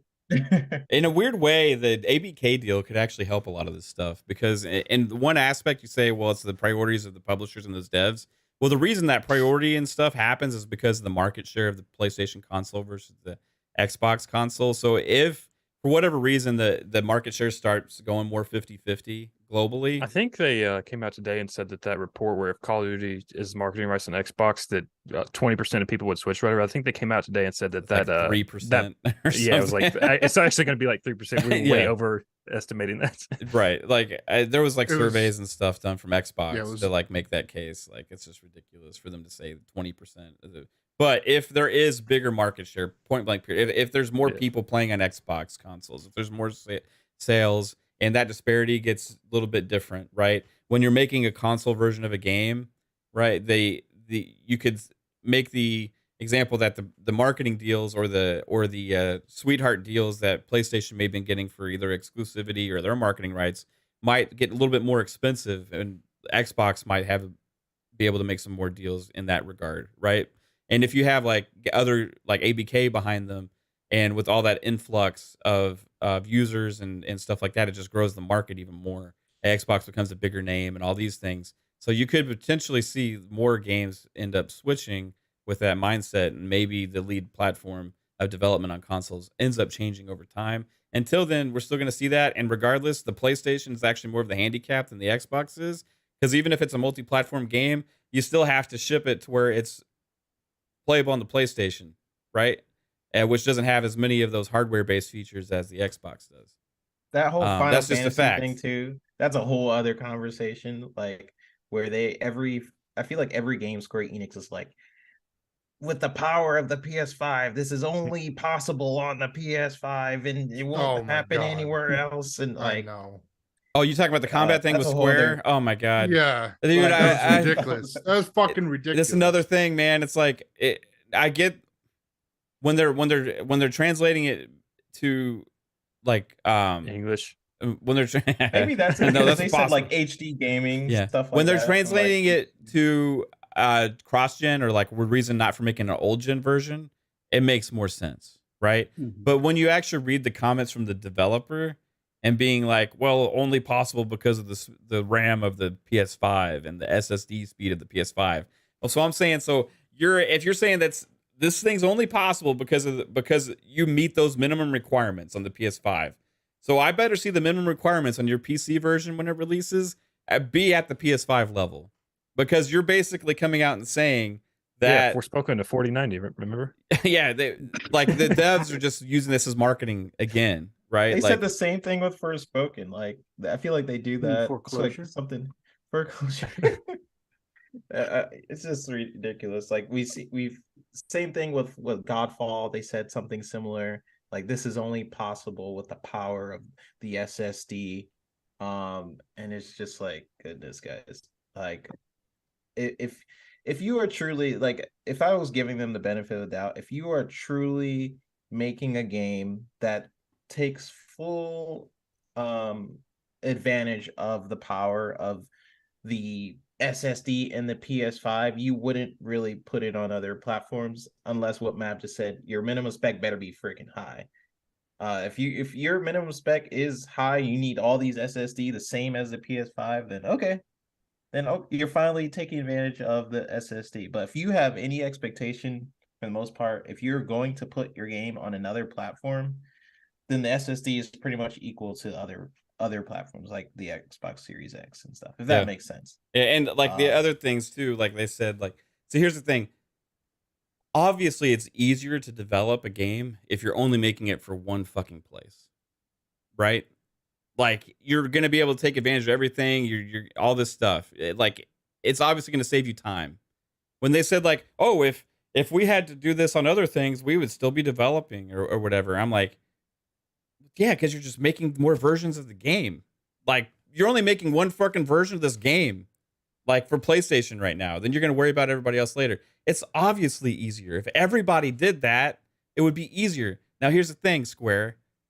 Is it better for your long-term future of your company to do this time and time again when you keep complaining about the sales of your games and then you keep either having to sell off your studios or absorb them into your company because you keep shitting on yourself with these little bit of insurance deals up front? So the publishers and the developers' way of trying to sell it is like, hey, well, here's the advantages, right? Here's the advantages of why this is good for you, right? And regardless of everybody else is not getting this game, here's why it's good for you, the PlayStation owner, and why it's best for the game. It's not best for Square. Yeah, the PS5 version may be better because they're only limiting it to one platform, but that's why you don't see third third-party games and companies doing this a lot. Because guess what? It's not what's best for them in the long run. It really isn't. Like, limiting yourself and the capability of making sales in your game is not a good forward momentum move, and it's not a good really foresight move for your company. Eventually, if this new president gets in there, maybe he has a different philosophy or whatever. Double But down. they just keep doing the same thing over and over and over again, and be like, "Well, I'm disappointed in it." It's like, well, let's do something different. There's a reason Hogwarts Legacy is like one of the most popular selling games this year. It's because it's everywhere, right? It's everywhere, Almost. almost. But it's on Xbox, it's on PlayStation, it's not Soon. it's on PC, right? It's on the most popular places to play for these like big AAA games. You know what I mean? Like, you limit it to one platform, it's gonna do a lot worse. It's just is what it is. It's just the way it is. This is the way it goes. Right? It's weird too. Like, I'm sure we talked about this before, but like, if it was up to me and I was running Square Enix, you would think that you would want Sell the whole company and come out with $1 billion paycheck at the end of the day. No. I mean, that's pretty much what it feels like is happening right now. But like, if I was running Square Enix, you would think you would want a diversity of different audiences, different genres. And it feels like they punish their studios whenever, like, bad, you're doing something different, bad. And like, for example, with their Western division, basically canceled the whole division, sold it for like nothing, for like pennies. And those are the games that I was personally interested in. I think, Jasper, you even said in a previous podcast, like, those are the games like I would buy. Like Guardians of the Galaxy, those are the games that appeal to me more so than a Final Fantasy and stuff. So you potentially lost a customer, or maybe two customers in this case, where those are the games that appeal to me, and you could have had that income.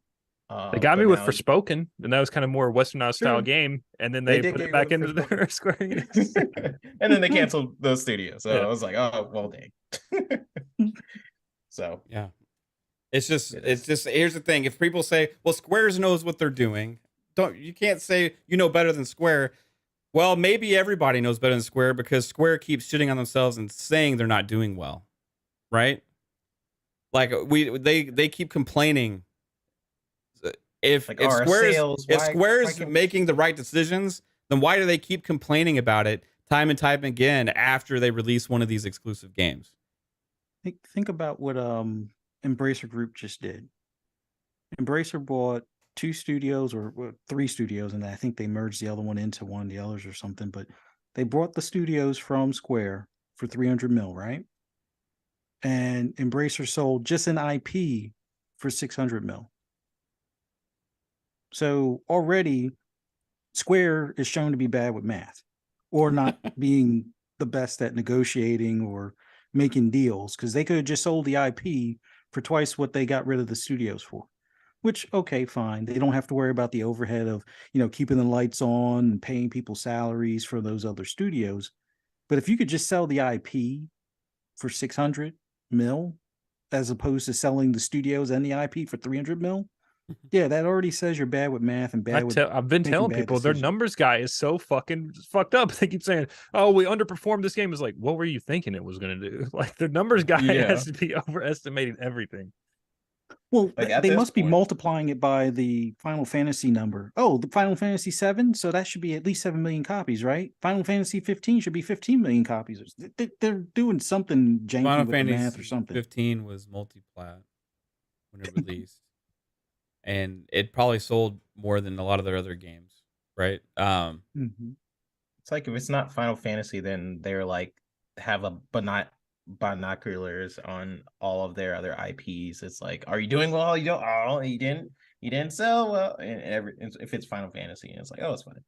But it sucks to me as a potential like Final Fantasy person, because like, if you just actually respected the IP enough where you're not just testing it on other platforms, like, oh, but how about Crisis Core 2? What do you think about that? And then it doesn't do well, like, okay, well, we're not gonna do anything else. Like, if you actually respect the IP enough to be like, okay, we're putting on an Xbox, we're putting on Switch, like, here is like the the beginning to end of Final Fantasy titles. That way I can actually experience it from beginning to end if I wanted, or like had options. Because right now, when people see Final Fantasy, this is associated with PlayStation. So any new person, like if you put it on other platforms, they're just like, well, can I play all of them? And you're like, no. Well, what's the point of me jumping into That's a why they gotta franchise? like start somewhere and just keep it going. Like it's just, I think it's, would Call of Duty be the same thing it is today if it was like an exclusive forever for one platform? No, it would not be anything near what it is right now, right? Like there's something to building your brand with making it available to more people. And the more you limit it over time, that has detrimental effects to it, right? You isolate a lot of people, right? In this case with Final Fantasy 16, they're even isolating the PC user base, right? The PC is not, it's not even launching on PC day one. So And that's like the only platform you can isolate right. on. Yeah. And so it's like they're not even releasing on PC. It's just literally on PlayStation only. So Final Fantasy used to be one of the biggest names in gaming. People that may be younger don't remember, like Final Fantasy coming out was like a monumental thing, right? It was big. Like Final Fantasy VII's launch was massive. Final Fantasy VIII was massive. 9, 10 was massive, right? 11 online was huge, and it flopped, and they kind of worked on it, and then it built it back up, and it became a big deal. 12 was massive. 13, it started tailing off, right? A little bit. It started messing with the brand a little bit, changing the style of game that it was and stuff like that. 14 is still hugely successful, though. Like one of the most popular MMOs out there still. 15 welcome some new players, right? But if you don't continue off of that momentum with that new players that you built in, people like 3-bit, your first one you played was Final Fantasy 15, right? Yeah, that was my first one. And you liked it. I think I played. I sprinkles personally of hate 7. it because it's like That one actually interested me, and I was like, I might get it. it's my and then I never did. least fucking favorite Final Fantasy ever, right? Because I'm a Final Fantasy purist, right? But for you, you liked it. You may have looked forward to the next Final Fantasy game, right? You might be looking forward to it. So if you had been an Xbox player, well, maybe the next one would be even more exciting. Then you build upon that, and all of a sudden, guess what? You have fucking Final Fantasy fans on Xbox, right? But That's you just, all it takes. But if we you just build sprinkle the fucking fan base within the platform, like it's like, I don't know. It just doesn't make any damn sense to thinking like you got to invest in the players. You got to invest in the ecosystem to get the return, right? And that like, it point exactly. Look at Final Fantasy VII Remake. The last report was in, I think, what, 2020. It only sold 5 million copies. That's what we know. Maybe let's benefit doubt. It's at 10 million now, but that's only from the PS5 side. So out of 100, let's just say, and Final Fantasy Remake was on PS4 and PS5. So you have 100, let's say 130, 140 million console users, and you sell only 10,000. 10,000. That's not even 10% of the user base playing that game. Now, if you put your game onto another console, that maybe it would have gotten double that. Maybe it would have sold 20 million copies. Because as you know, if you've seen, I forget the report, but it's funny that Xbox gamers play more games, different games, than on the PlayStation side. So if they brought Final Fantasy VII Remake on Xbox at day and date, you do like maybe a million more, to be honest. No, I think a couple mil. But that's a million more than what you couple had. mil. I think a couple mil, but it's still I bought it for more. I bought it for the PS4 because that's how much I love Final Fantasy. Final Fantasy 17 was the first 3D RPG I played for Final Fantasy, and everything else is Final Fantasy 3 for the Super Nintendo. That was all 2D. So Final Fantasy 7 was the first 3D game. I was like, RPG, and I was like, holy shit. And then you got your is it materia and all these ultimate different weapons, and you can get your ultimate weapon, and then there's like freaking ruby weapon that you can find and fight, and emerald weapon in the water. There was just so much about that fucking game that was so fucking awesome. Now they kind of took away from it because they went this new high def thing. I kind of wish they went what is it Sudoku? Is it Sudoku 1 and 2 remake that's coming out soon? You know what I'm talking about? Yeah. Chris Jones goes crazy over this game. Chris Jones knows exactly. Oh, a Yuden? No, not a Yuden. Suikoden. It starts with that. Oh, Suikoden. Or Suikoden. whatever. Yeah, sorry. Suikoden. That remake or remaster is like, it's brilliant. It looks, they kept it almost how it normally looked, but they updated the textures. They updated it to modern graphics, but left it the same style. So it would have been great if we got that for Final Fantasy VII instead of what we got now, personally. I mean, so we wouldn't be waiting on part 2 and part 3 in, next 15, 20 years, whenever Square decides to make them. For me, it's just simple business. The more people with eyes on something, the more visible it is, the more places it is, the more money you make. Period. If you have a billboard in like one high traffic area, right? You're going to have, okay, this is a high traffic area. We're going to put the one billboard there. Tons of people can see it. But if you have a fucking billboard in like every state and like everywhere, it's going to be immensely more visible, right? You're going to grow the identity of whatever it is you're trying to push. It's just foresight on the future of investment with your brand. And if Square Enix doesn't have an excuse like a small publisher or a small developer has that's trying to kickstart their game, and they need that, if we don't get that money, we can't survive, right? Like, that's what they're being portrayed as, that they can't do it without these deals, right? And if that's the state that Square's in, where they have to rely on their survivability by taking money from publishers and making these exclusivity deals, then it's a pretty bad way of doing business and with your brands like Final Fantasy. And it's also one of the main reasons why they always complain about how shitty they're doing.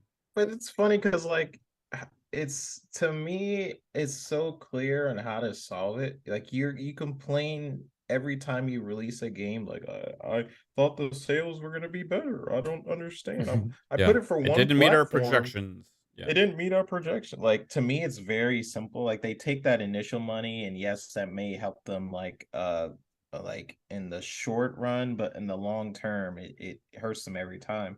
And then for example, what Tommy put in the chat, Tommy Jordan says Xbox players don't buy Final Fantasy, and that's a fact. And bullshit. Why would they? Like, I literally just explained this. Like, if I'm a Final Fantasy, like if I'm just jumping into the franchise, I'm brand new, and I can only play sprinkles of Final Fantasy games, like I have access to Final Fantasy 5, but where's 6, 7, 8, 9, 10, like stuff like that. Why would I invest into a franchise where I know I can't get the full experience? And I bet you a lot of people feel that way. And when you associate Final Fantasy, a lot of people associate Final Fantasy with PlayStation, and it's like because a lot of the games aren't even on Xbox. And when Square Enix finally does put like a game on Xbox, like, would they put Crisis Core 2 on the Xbox? But yeah, they threw them a bone. Like that. Like, that's I mean, it's Crisis Core. Apparently no one buys Final Fantasy if it only sold 5 million copies. Which one only sold 5 million? 7 remake or PlayStation whatever. players supported the devs.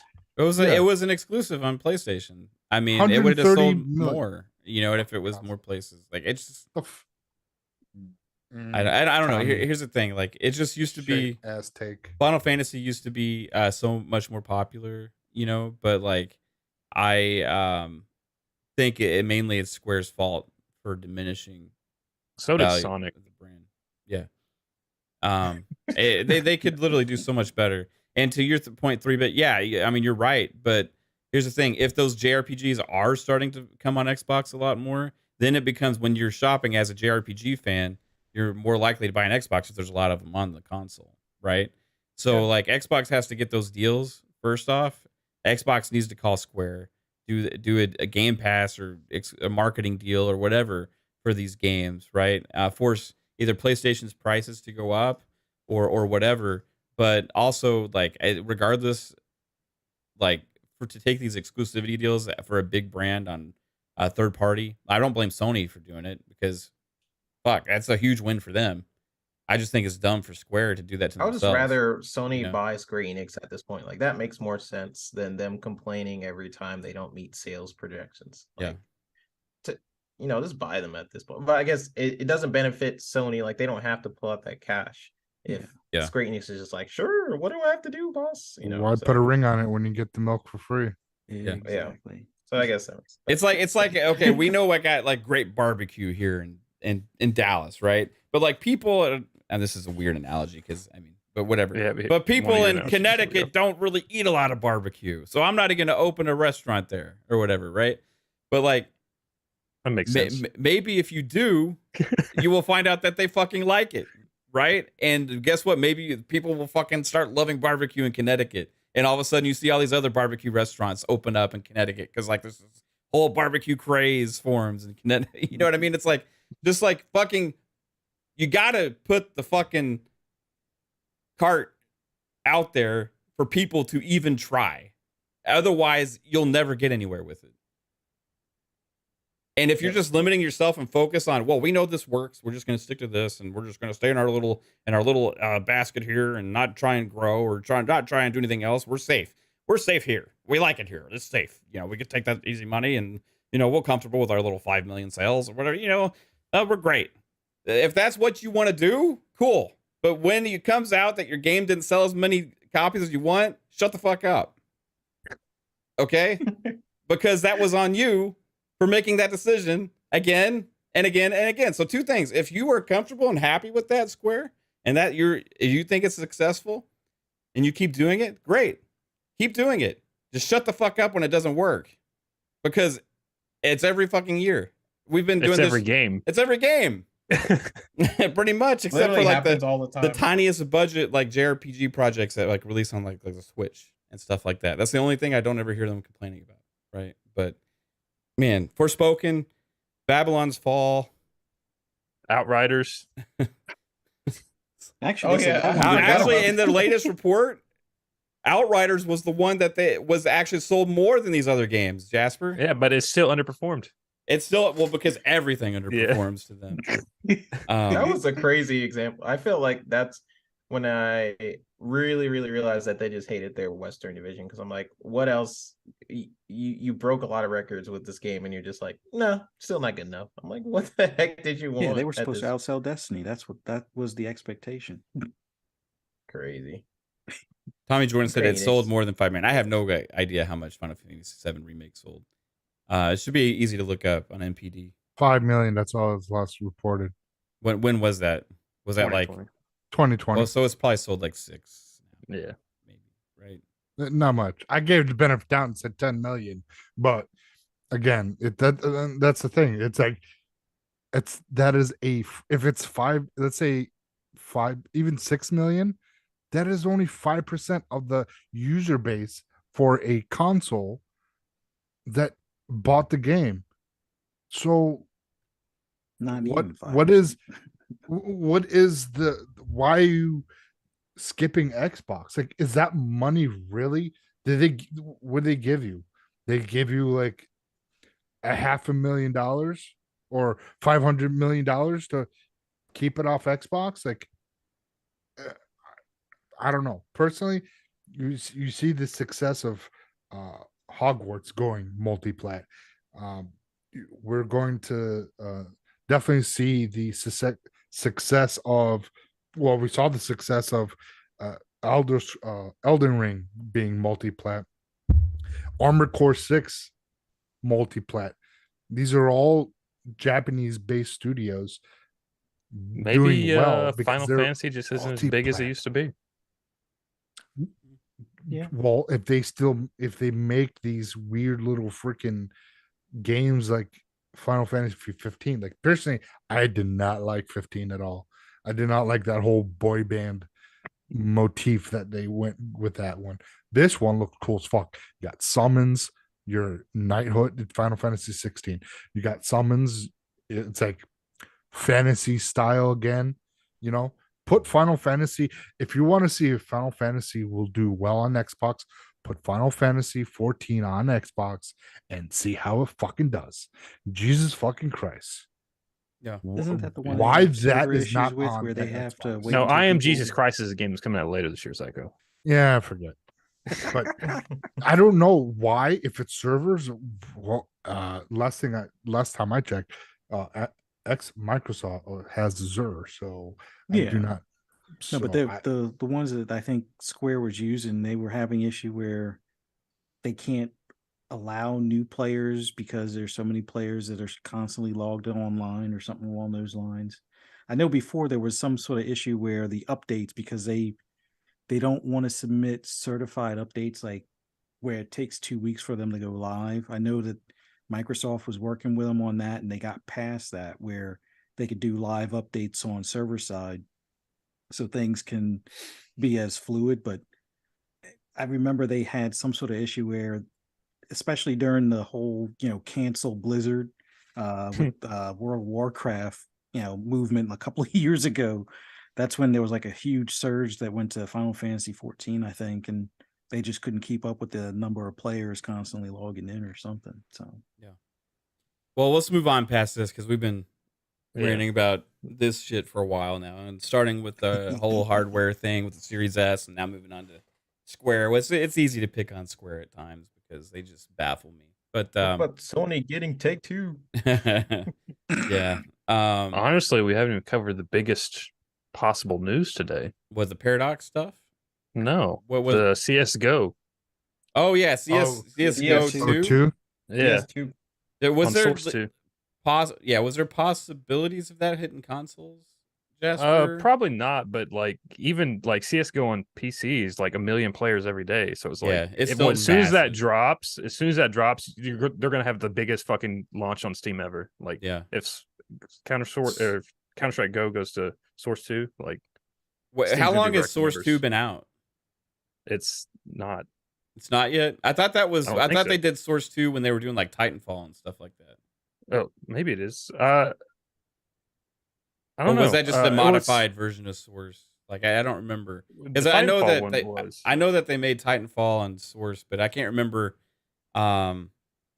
if Source 2 was a thing or not. Somebody in the chat that knows a lot I about can't that. remember.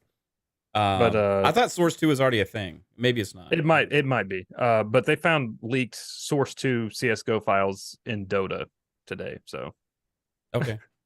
Right on. That's it interesting.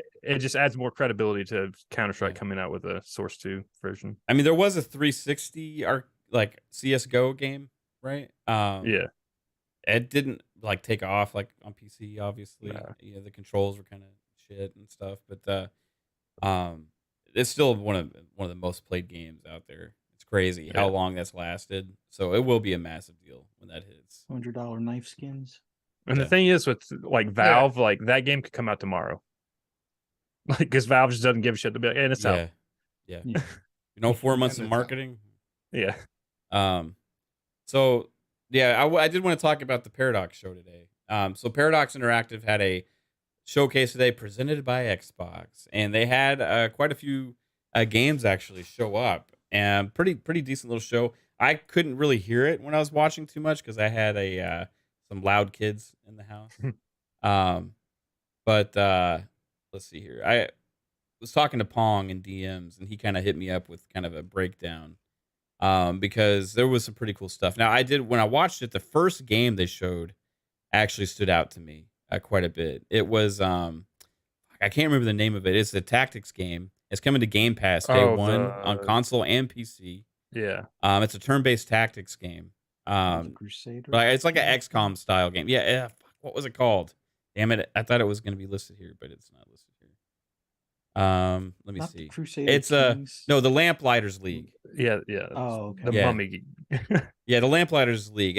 They started off the show with that game. Brand new game announcement. coming this year to Game Pass and PC Game Pass day one. And Looks like it another plays a lot like Gears Tactics. yeah. It looked really cool, man.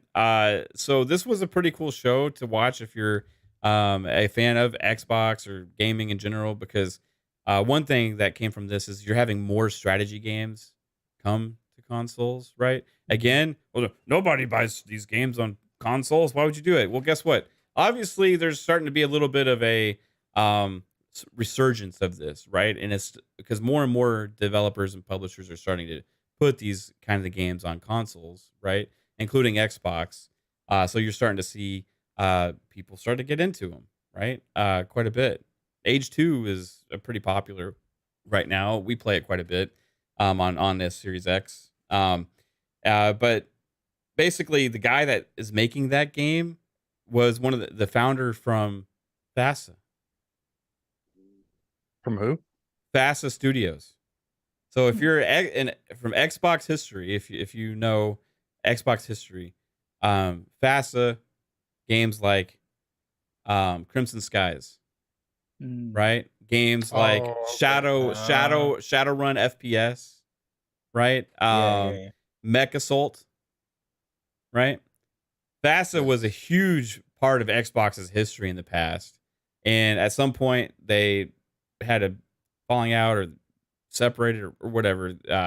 Guy left, and they said that big that deal. and City Skylines are day one Game Pass.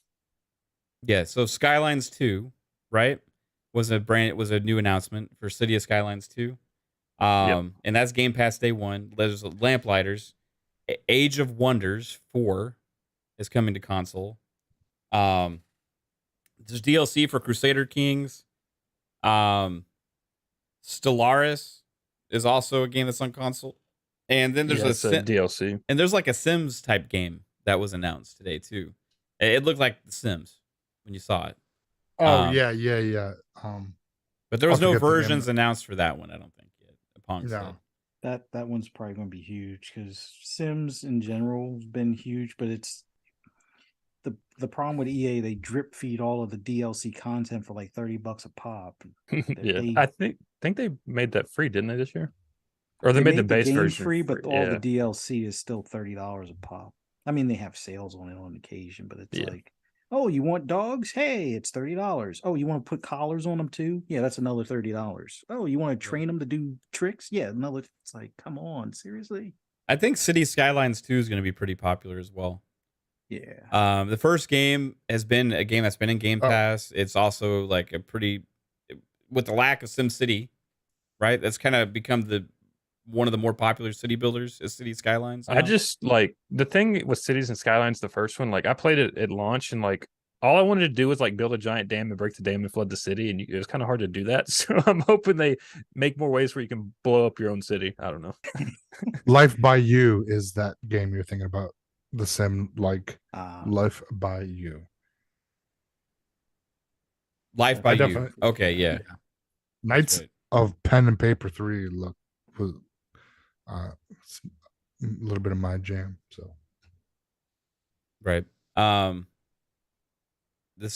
still getting confused by the chat. I'm about to time some people out because like it's distracting. I don't even know what's going on. Right? Anyway, besides that, we got also some other games that are probably PC only for right now. There's Victoria 3. There's the Europa expansion. Mecha Bellum. Is that what it's called? Then there's Pen and Paper 3, which looked pretty cool. I didn't say consoles, but that game looked pretty interesting. But yeah, man, this was a pretty good little show. Did anybody else here have a chance to check it out, the whole thing? Yeah, I watched the entire thing. Yeah. What stood out to you? To watch the first one. What stood out to you, Psycho? The Knights of the Pen and Paper 3 was that stood out. What was that? Lamplighters or Lamplighter Lamplighter Leagues. That seemed pretty cool. I'm like, about what was that? Life by You. only because I'm not a Sims fan, so for me it's like it seems cool, but if you love Sims, sweet, they got a new one for something that's similar. That's coming out, so that's great. And the rest of it was mostly DLC, and then Cities Skyline 2. I did not watch the trailer for that. I was not paying attention at that point when I saw that. But I'm playing the first one, like I said, so I might watch that trailer. It seems like it's definitely modern and better. Yeah, I don't know if the trailer's utilizing. just like meaning to take more of a realistic approach, or if the game's like going to go for more like a realistic look or Ultra-realistic? not. Yeah, it looks but real the realistic. trailer looked like it seemed like they were going for more realistic feel in the game. So It's probably what they probably wanted to do. It's like a game that you build up your own city itself, and harness these new consoles, what they're capable of. They're probably like, let's go ambitious. Let's go like more of a realistic. I would laugh if I see cops get out of the car and chase people down. I would love that. That would be funny. For like stupid traffic violation, someone's jaywalking and they get out and start tasing people. well, I think That in would be City hilarious. Skylines you can make your own like laws or whatever, can't you? Like if you really Yeah. want to strict city, you could be like, no one leaves their house at 7:00. Yeah. Martial law. You're not allowed It's- to run. You only have to walk. Yeah. You could do Curfew anything. at the park. No chewing gum. No more barbecues or cookouts. no, at the no park. cars. You can only run. Everyone's fit in my city. Don't look at people. if your eyes cross another individual, you're going to jail. Everybody walking around like this. It'd be interesting to. I don't know. That game looks cool, man. That was a pretty cool show. There's 2 more shows tomorrow, right, Jasper? Or The 9th. or the 9th. Okay. Yeah. And what are those again? Nikon and Capcom. So Nikon and Capcom, and Yeah. so Capcom's probably gonna be the same stuff we've seen 20 times already. Yeah, so I don't care about that show. It's just like I don't get excited for that stuff because we've seen Street Fighter 6 a lot, we've seen Resident Evil 4 a lot, we've seen Exo Primal like several times now, and those are the 3 bets you could probably guess are gonna be there. And that's Pragmata. cool. Maybe Pragmata. Pragmata would be interesting. Yeah. And besides that, it's like, okay. But Nacon is more interesting because there's a lot of games that we haven't seen a lot of, right? Test Drive Unlimited, Solar Crown, RoboCop.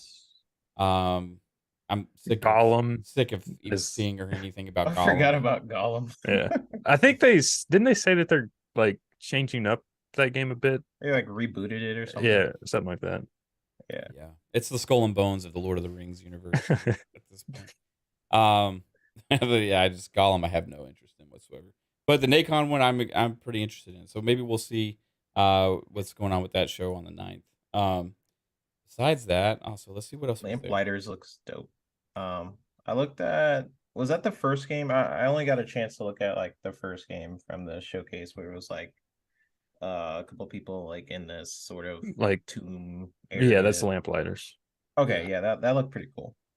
And then like the last like 30 seconds of the trailer, it actually shows like kind of what the game looks like, and it's XCOM, Gears Tactics, that kind of style game. Cool. Yeah. Yeah, what I'm liking about like some of these studios coming to Xbox and stuff or having a partnership is like the diversity of different genres. Like I would, if it wasn't for like Pong or something, talking about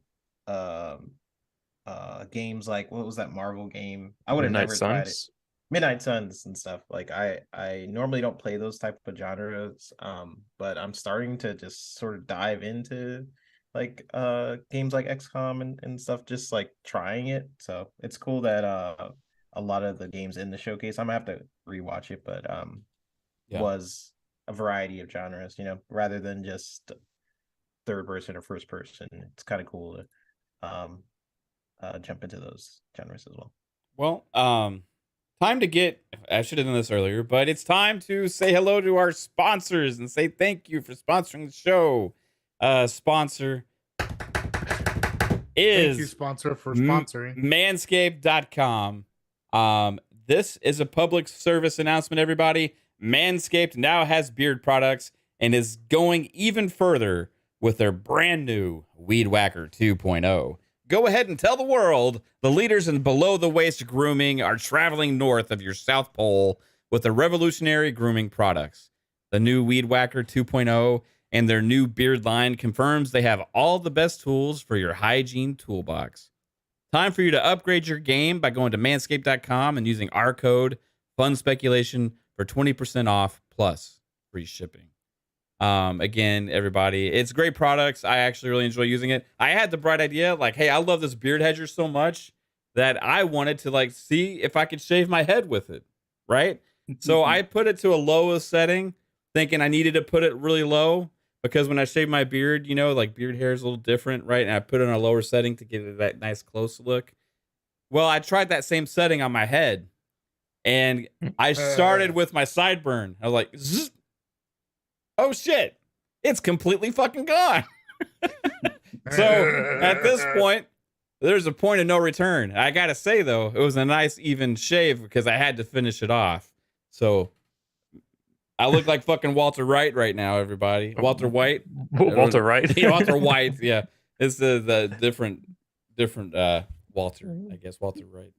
But it worked pretty well. I wanted to save the $30 and get my hair cut.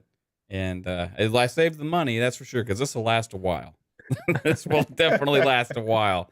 But shout out to manscaped.com. Thanks for saving the money on my haircut.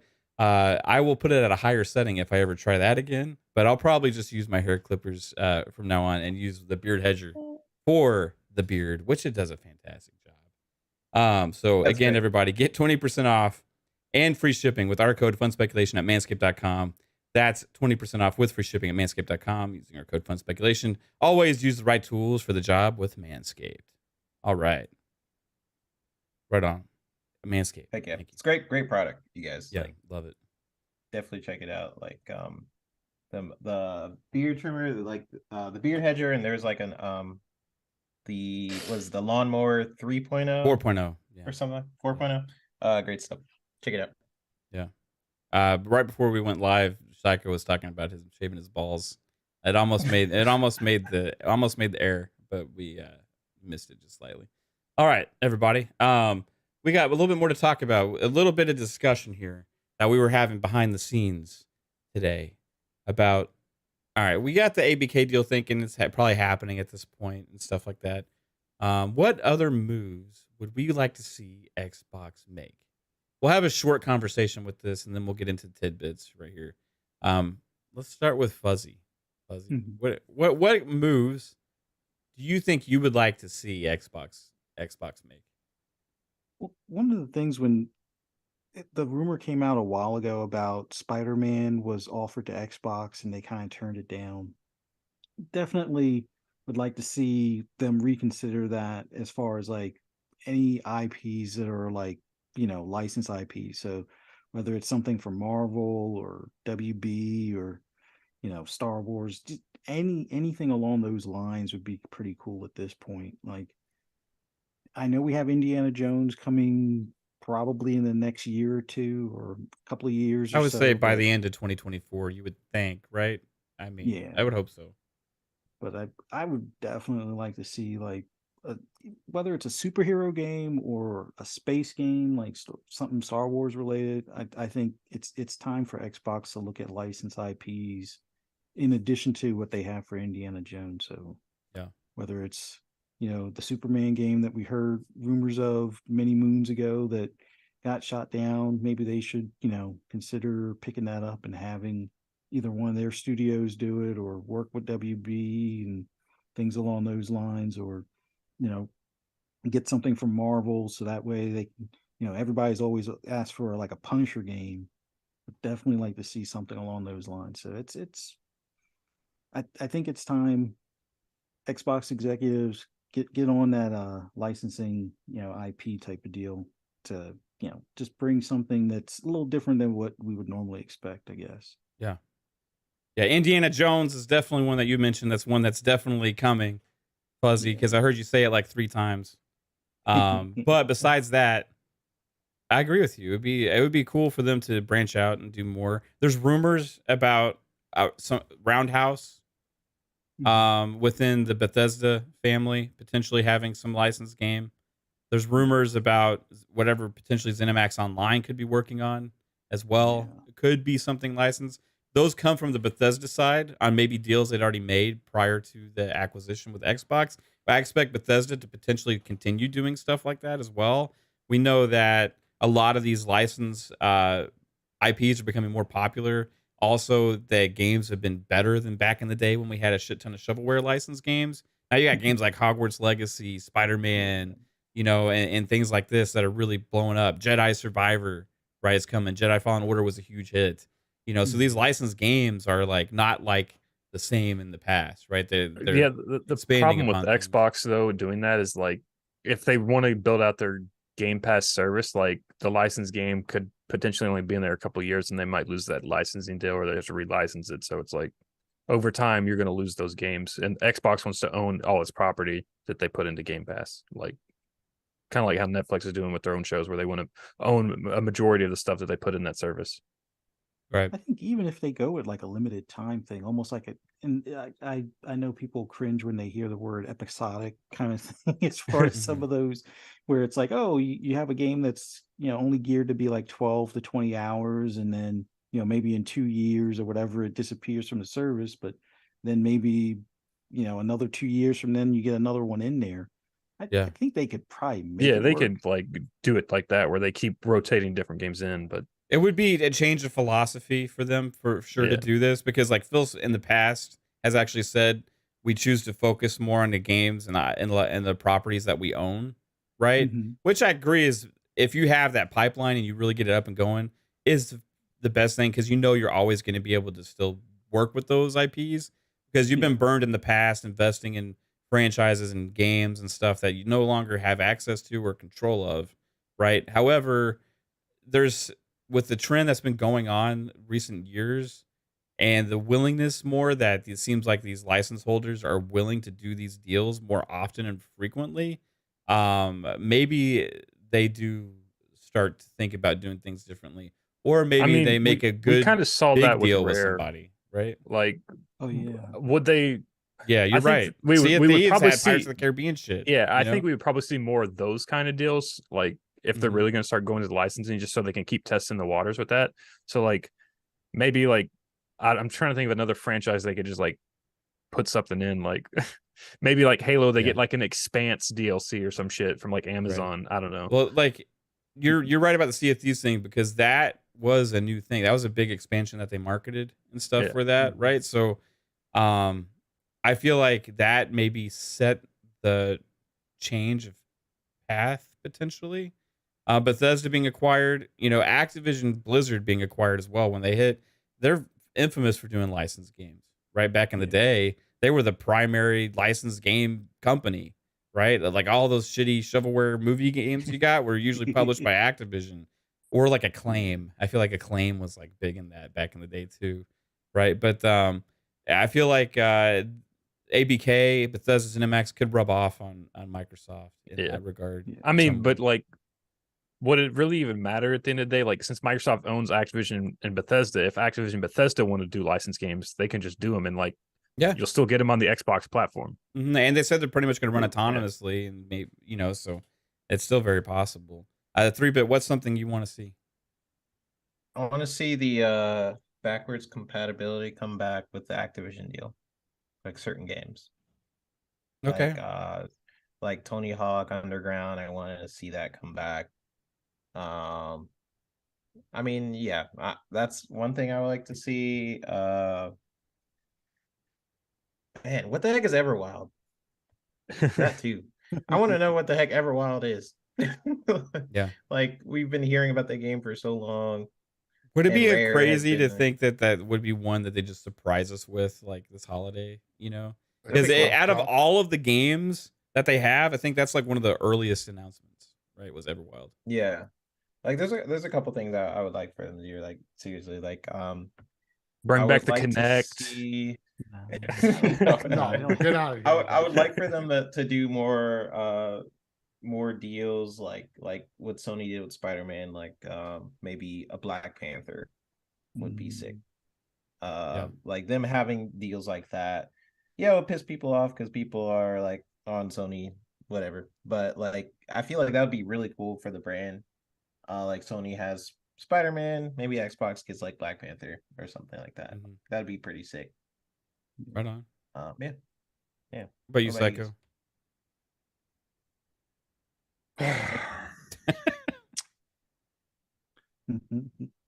I don't know. I definitely want to see maybe more license IPs. So, like I don't know if they're gonna go Marvel because Sony kind of does Marvel. I mean, DC though, it doesn't have as big of a name as it used to. So like I feel like Marvel's your safer bet. Yeah, I know. But it's like one of those things that it's like you could do that, but I wouldn't mind seeing like a Spawn game. Kind of like the anti-heroes more, kind of like I would definitely see like there's a what is it, the Max, he's a comic, but that's just me personally, but more licensed type IPs I would like to see come out of the deal once everything settles. Yeah, right on. I agree. Because that's one thing that's really missing. Sony kind of has that with Spider-Man and I mean kind of with MLB, so they kind of have that type, that they bring those people over. So I wouldn't mind seeing not movie tie-ins. That's the one thing. Don't do movie tie-ins. Just do your own game with, like how within Batman the universe. Arkham, like Batman Arkham. That was a great game. So you do that. Something along the lines with a Marvel character, like a Punisher, Doctor Strange, something current. That'd be what I would think. Because I mean, everything else is kind of what they have. Like Activision's own IPs, they have so much, but let's see if the teams, kind of break off, splinter off to make their own studio to work on these, like Raven and Toys for Bob and things like that, because at the moment they're just focusing on COD. So personally, I think after 2024 is when those talks will start having those. Yeah. So right on. What about you, Jasper? So I got two. The first one is a major play in the game industry that they should do, and that is buy exclusivity to GTA 6. Okay. Is that just like because of FU to Sony? Yeah. Okay. Fire with fire. Right. And then the next one is kind of like mirroring Psycho's point, which is once they get Activision Blizzard under control, they I just got distracted by the comments. They get Raven, which used to make a Star Trek first-person shooter game. It was kind of like a Doom style game, so they can get Raven and id Tech to come together and make the Star Trek Voyager Elite Squad 3. Yeah, that'd be immensely popular. Yeah. Star Trek. Yeah, they go to the licensed game with Star Trek. Why not? Jasper, thinking Jasper set phasers to stun. Sound like a snake there. Let's see. Oh, Spock. All right, That's so crazy. Like the okay, sorry, go ahead. No, you're fine. You go ahead. No, I was just gonna say like the fact that like when I don't want to go back to the FTC talk, but the like Take-Two was for the deal. So maybe Jasper's on something, they were for the deal. They saw like Sony basically being like, this will be bad for gaming, and they were sitting back being like, well, I think it would be fine. They'll Take-Two maybe want to acquire things themselves, or if they ever want to be bought by somebody that's basically down the line, then they don't, That's the thing with Sony fighting this. They're fighting like for against what companies' wishes may be in the future. So you're gonna have almost the entire industry for this. Whereas like Sony's like, no, we want to make it. There's rules you can't do. The rest of the industry doesn't want these rules, right? So Anyway, there's several different things I could think of. One, that when we talked about the license stuff, right? And I'm just going to stay on that train a little bit. There's ways of getting around, like, because they said that they wanted before to only work on the properties that they control and stuff. So in my opinion, there's ways around that, because one of the reasons it's bit them before is things like Killer Instinct, where the developer that you had making the game gets bought by somebody, right? So you no longer have access to it. So then you got to go find another developer, right? Or like things like when FASA left, all of a sudden you have all these things and there's a bunch of IP confusion with like some of your properties you had there. Like that's why we don't have MechaSoul to this day still, and there's a bunch of different scenarios like that. So, but if they were to go to like a studio, and I think they should go, instead of after they're done with ABK, a lot of people, we went, maybe, okay, we'll go attack this publisher, go get this publisher, whatever. But maybe they just start seeking out more individual studios, like an Asobo, right? Because Asobo, they don't own Asobo, but they made a 10-year deal with them for Flight Sim, right? So they're going to continue supporting this game for 10 years, right? So you go to developers and say, well, we want to make a partnership with you for like 10 years or something, and you're going to make this property and maybe 2 more games in this pipeline of this game or whatever. That way you're kind of cementing yourself with that, and you don't have any long-term poor effects from it. But you also are more guaranteeing you're going to have maybe a better success with that. So go to these different studios, make deals like you have with studios like Asobo. But I would love to see them also get to that with other properties like the licensed stuff like DC, and Marvel. My dream thing is still an X-Men game. It just is too good of a fit. Find whoever you got to fucking find. Go find the developer that their dream is to make a AAA X-Men experience, right? Go to Marvel and say, how much is it going to cost for us to get the X-Men license to make an X-Men game? Here's our pitch. And you fucking make the most biggest badass X-Men experience on Xbox. The marketing potential behind that thing. And I'm talking exclusive here also. Game Pass, Day 1 exclusive, the whole works, right? Your idea, your pitch, your funding. That way you can put the shit all over your boxes and everything. X-Men is coming into the MCU, right? In the next few years, probably. So yeah, you're right. You might want to avoid that then. It'll be a big deal when it happens, I feel like. But like X-Men is going to have a huge resurgence soon. Okay. And it's one of the biggest, it was for me. There was like Spider-Man and X-Men was like Marvel's 2 biggest properties, right? If you want to attack fire with Marvel, Sony's got Spider-Man, you go with X-Men, right? And as an Xbox platform, you're more known as having that multiplayer co-op type experience and ecosystem anyway. And it has X in the name. Yeah, and that you can lead development on the Series X and S, take advantage of all the fucking features and all that kind of stuff. And you just do the whole X-Men shebang on there. And if you can't get it, go to WB and fucking do the same thing, but with them, right? Just figure it out. Fight fire with fire when it comes to those kind of IPs, because those games are being kept off of Xbox. So I think they need to get back to, hey, we're gonna play hard here and stop playing nice guy a little bit. So that would be the things I would do. Mainly because I want an X-Men game. But wow, Yeah, me too. What the heck? yeah, it's like where is the fucking X-Men games, right? Yeah, what the heck? Where are they What at? was the last X-Men game?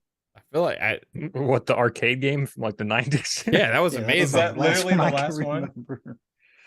But there was like X-Men. I really liked X-Men. There was the movie Legends. tie-ins. Like the X-Men Wolverine Origins had a movie tie-in. I see people Yeah. talking about, well, Sony has Yeah. Wolverine. So I don't think Sony has exclusive rights to the Wolverine character. They just have the rights to that game, right? Like, Sony, like Spider-Man is in other games. Spider-Man's in Midnight Suns. Yeah, they don't own. They don't own the Spider-Man. rights to Wolverine. They just have just a license the character. license the character for this game, right? Like for this game, and they have more of a film and a movie rights to Spider-Man, but they also have to make the deals for the games as well, right? So Yeah. like it's not like nobody else can have Spider-Man in their game. Spider-Man's in Marvel's Ultimate Alliance. Spider-Man's in the Midnight Suns. Wolverine is in both of those games as well, right? Like you can have Wolverine in a game, you know. You just can't have a standalone Spider-Man Wolverine game because maybe Sony or maybe hasn't- not. Yeah, like that's probably in the contract, but it may not be. Yeah. Right. So, But you can, like, for the X-Men, you can't break up Wolverine with the X-Men. It's just he's one of those iconic. no, it would be part of it, you know. But Yeah, like so- the contract could be like, well, standalone Wolverine game or whatever. I hear you there, you know. And like if everybody's making all these fucking Marvel properties, all these Marvel games coming out, all the wazoo and stuff, where the fuck is the X-Men? Yeah, what the heck? I mean, again, I think maybe the last X-Men game was like, wasn't it Legends or something? Like, yes, X-Men is Legends. that- Yeah. Well, the last X-Men games we got is when licensed games were shit. Yeah, Pretty that's much. true. When there was a lot of movie tie-ins and I feel like things though, if that. they're gonna do another like Marvel game with a team focus, like they're not gonna do the X-Men just because that's not like relevant right now with the MCU and pop culture. Whereas like they could do something like the Young Avengers or whatever new team they're building up for the MCU. I hope they Like, I don't don't. know. Just fucking go X-Men. X-Men is popular. Regardless if there's a new movie or not, X-Men is more popular. I guarantee you, fucking do X-Men, it's going to be Yeah, popular. but they want that tie-in.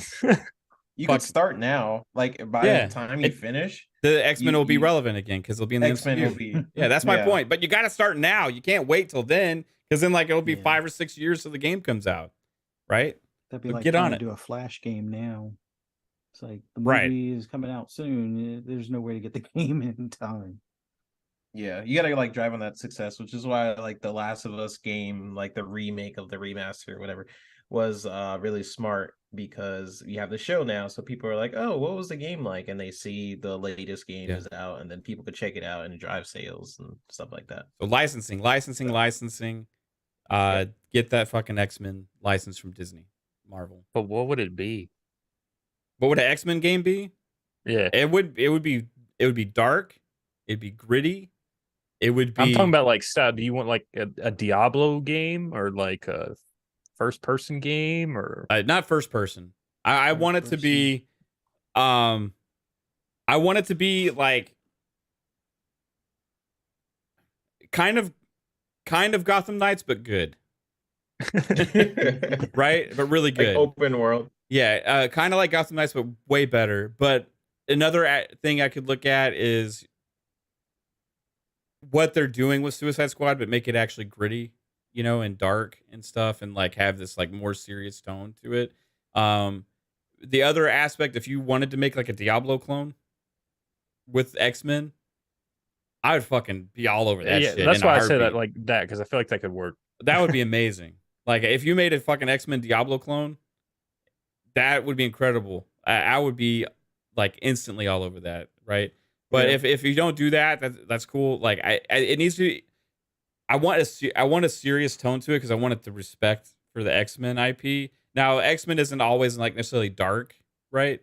But it has a lot of serious tones to it, and you have these serious storylines that parallel throughout it, and there's all these individual storylines that go along with X-Men with all the different characters and relationships and stuff like that. So you could look at maybe something like Guardians of the Galaxy if you're making more of like a streamlined story-based Story, yeah. experience, right? So you could do something like that, or you could do Gotham Knights but good, or you could do the Diablo thing. Yeah, like there's so many different things you could do with it, and the fact is, it's just they're not using it at all. You guys- Or hear, Do you or hear guys me out. The remember- Avengers game, but the X-Men game. Yeah, I want Which one 4-player, is that? whatever it is. I want 4-player co-op. Yeah. I want And do you 4-player guys co-op with remember it. Whatever. there was a leaked like Avengers game before the Square Enix one where it was first person. And it was like you seen the Hulk's hands and stuff, and like Iron Man, everything was like first person. It looked interesting before they canceled it, but Sounds horrible. I personally wouldn't want that. Yeah. I mean, it looked like the gameplay mechanics are kind of cool, but yeah, I think the best genre for X-Men was probably Diablo, or if you do something like Avengers, try it. Like even saying Avengers kind of hurts sometimes because of all the crap they put in there. But the game was pretty fun. Like you just need to get all that micro transaction Yeah. crap out of the way. Make it so the menu isn't confusing as heck. Just give me a menu. Like we tried to put hubs and stuff. It worked for sort of for Destiny, and you have to wait a million hours. Just put the freaking menu in and like give me an actual menu. I would say Your And, team gets on the X jet and you fly to the next mission. Like, yeah. yeah, it just takes too long. Like, give me a if you do have the Avengers style, like that'd be kind of cool.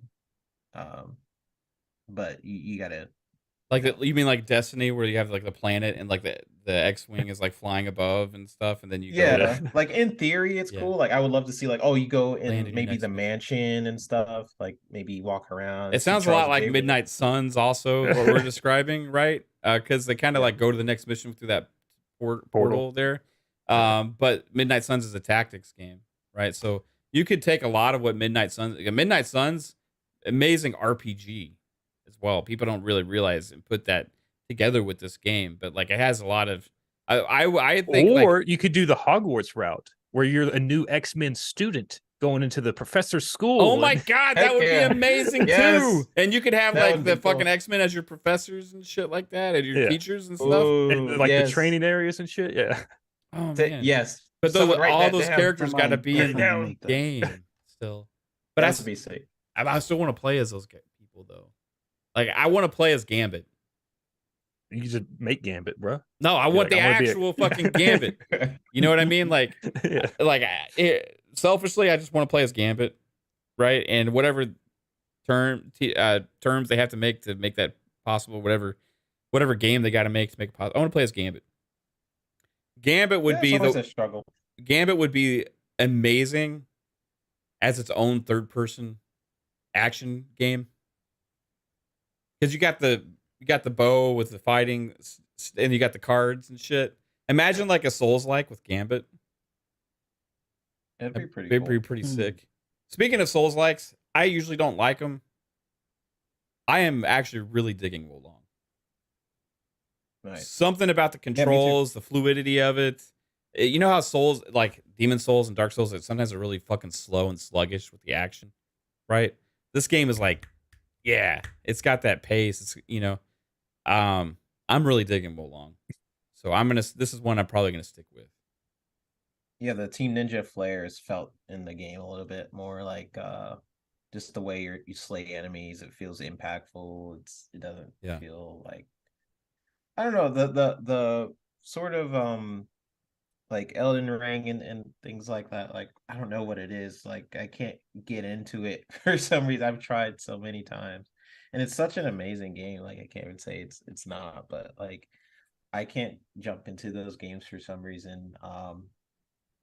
But a game like Jedi Fallen Order, where it's inspired by those games, I tend to like. So yeah, I don't know. I always felt bad I could never get into. I feel like with like the Jedi Survivor stuff, it's more like an option if you want to do it Souls like you can, but if you want to just do it kind of casual and just like slice shit up like a Jedi, you can also do that. So it's like more forgiving. Right.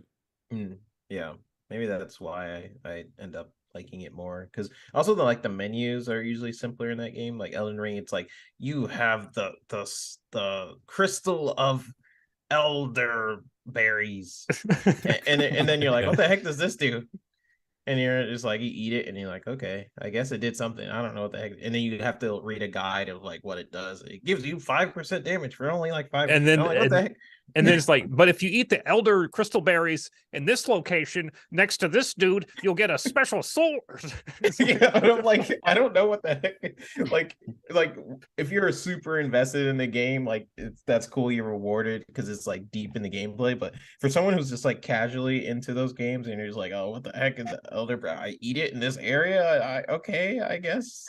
You would have to have someone like walk me through some of those games. But other than that, like I like games where I can just get good over time and learn patterns of bosses and which is similar to what I'm just describing with Elden Ring, but like there's so much more to Elden Ring. It's just easier to get into a game like Fallen Order and stuff like that. But yeah, I'll take your point, Mav. I'm liking Wolong. It's good. Yeah. Wolong. Love it so far. That first boss is motherfucker though.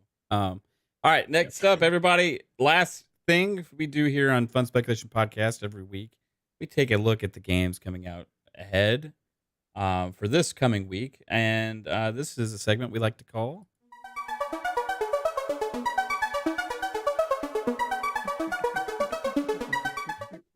Tidbits. Yes, this is Tidbits. So we're gonna get right in here with the first game, and this is a expansion, actually, kind of. Yeah.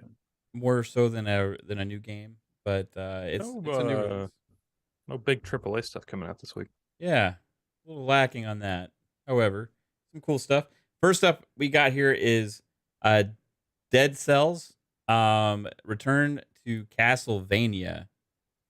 Pretty cool crossover there, in my opinion. So here we go. I'm gonna mute all of these because there's a lot of licensed music in these trailers this time. So we'll just kind of talk over it and let the gameplay shine. Dead Cells, amazing game on the cloud, by the way. You wouldn't think it, but this is one of my most played, like on xCloud and stuff. Really good game. So check this out. It is $9.99 for PS4, Xbox One, Switch, and PC. Are any of y'all actually going to get this expansion? No. No. I don't think there's anything but this week. not at the moment. This will be the game that I wind up probably picking up on Steam for the Steam Deck. Right on. It's $10 comes out today. Wait, what the heck is this? It's the expansion for Dead Cells. Castlevania expansion for Dead Cells. I freaking love Dead Cells. I actually beat that game, and I felt very proud that I beat that game. It's really good. Yeah, it's a great game. Okay. When is this coming out? It's already up. The 6th today. Ah! It's only $10 for the expansion. Yeah. 3-bit. Heck yeah. Okay. Yeah, I was obsessed with Dead Cells. It's my favorite. What genre is that? Roguelike? Roguelike. Yeah. Yeah, it's my favorite roguelike game. Right next to Hades. Hades is just freaking infuriating. But yeah, Dead Cells is great. Again, $10, PS4, Xbox One, and did it say Switch? Yeah, Switch and PC. Next up, everybody, we got a game called. Keep mixing up my tabs here. Clash. What does that say? Artifacts of Chaos. Yep. Yeah. Clash Artifacts of Chaos, and this is PS4, PS5. It's on everything besides Switch, and it's $39.99. Does anybody know what this game is? It's Clash Artifacts of Chaos. Like, what kind of game is it? Whoa, that's like a penis man walking around there. What is that? Oh, he's picked. Oh, I feel like I've seen this at was it a PlayStation show? Probably. I think they have the marketing on this. The style is very interesting. Omi Tony says, Mav, we need Fun Pop back. So much coming out this year. I really want to do it, man. I just don't. I'm trying to find the time. Fun Pop. Fun Pop. I miss doing that show. I would need my compadres to agree to do it also. They would have to make their time. Of course, I'm always down for the Fun Pop. 3-bit approved. We've had quite a few requests for Fun Pop to come back. Fun Pop. Yeah, there's a lot of comic related stuff coming out too. The itch is there for sure.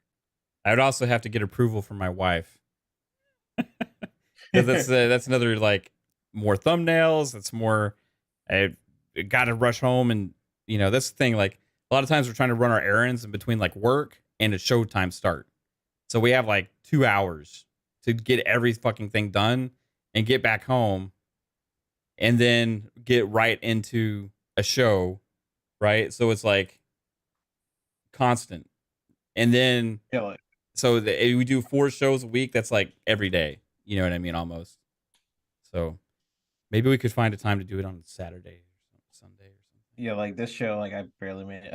It's like Yeah. I just got home and I was like, oh shoot. Next up, everybody. Oh, you know what? Vik The CLiCK. Let me get to the super chats real quick. I'm gonna minimize this. I've been holding off on the super chats, but let me get. Yeah, we got a couple to get to here. So let me go ahead. Starting with Drawn TJ earlier, hit us with a $2 super chat. Said everyone hit the like button. Yeah, guys, if you like the content here on Fun Speculation, I appreciate it if you hit the like button, share it out, subscribe to the channel, all that kind of cool stuff, because it does help us grow. It helps people find us. We got sitting on 80 likes right now. We got still around 100 people watching. So if you do like it, if you hit the like button, hopefully we can maybe grow the channel even more and let more people find us. I appreciate you. Thanks, John TJ. JMac member for 5 months said, shout out to Fun Speculation Podcast. Salute, guys. Appreciate you, JMac, as always, dude. He also gifted a Fun Speculation membership to the community as well. Appreciate that, JMac. You rock. The gifteds are amazing feature on YouTube. I love because it lets people it doesn't only support the channel, but it lets the people that haven't been members before use some of the emojis and that kind of stuff that we got here. Thank you, JMac, for that. Top Notch Box with a $5 super chat says, Mav, pundits said you now cut hair for Xbox gamers in the hood because of your new look. Is that what it is? All right, so guys, I'm gonna say, Manscaped, I'm gonna use my beard hedger kit on all your fucking heads if you play on Xbox only, right? Yeah, that's what's going around, I guess. Shout out to Top Notch Box for that. Appreciate you, dude. And Vik The CLiCK with the $2 super chat says, Fun Pop, please. Yeah, maybe we'll make an effort to bring back Fun Pop. I'll have to talk to the guys about it. I have to talk to Kate about it, and so we'll see what happens. No promises. No promises. Got to watch Ant-Man. I haven't had a time to see it yet. It's crazy. Like I seen Creed 3. That was awesome. Yeah, I loved it. Let's see here. What was next? Where did I leave? We got Fatal Frame coming up. Here we go.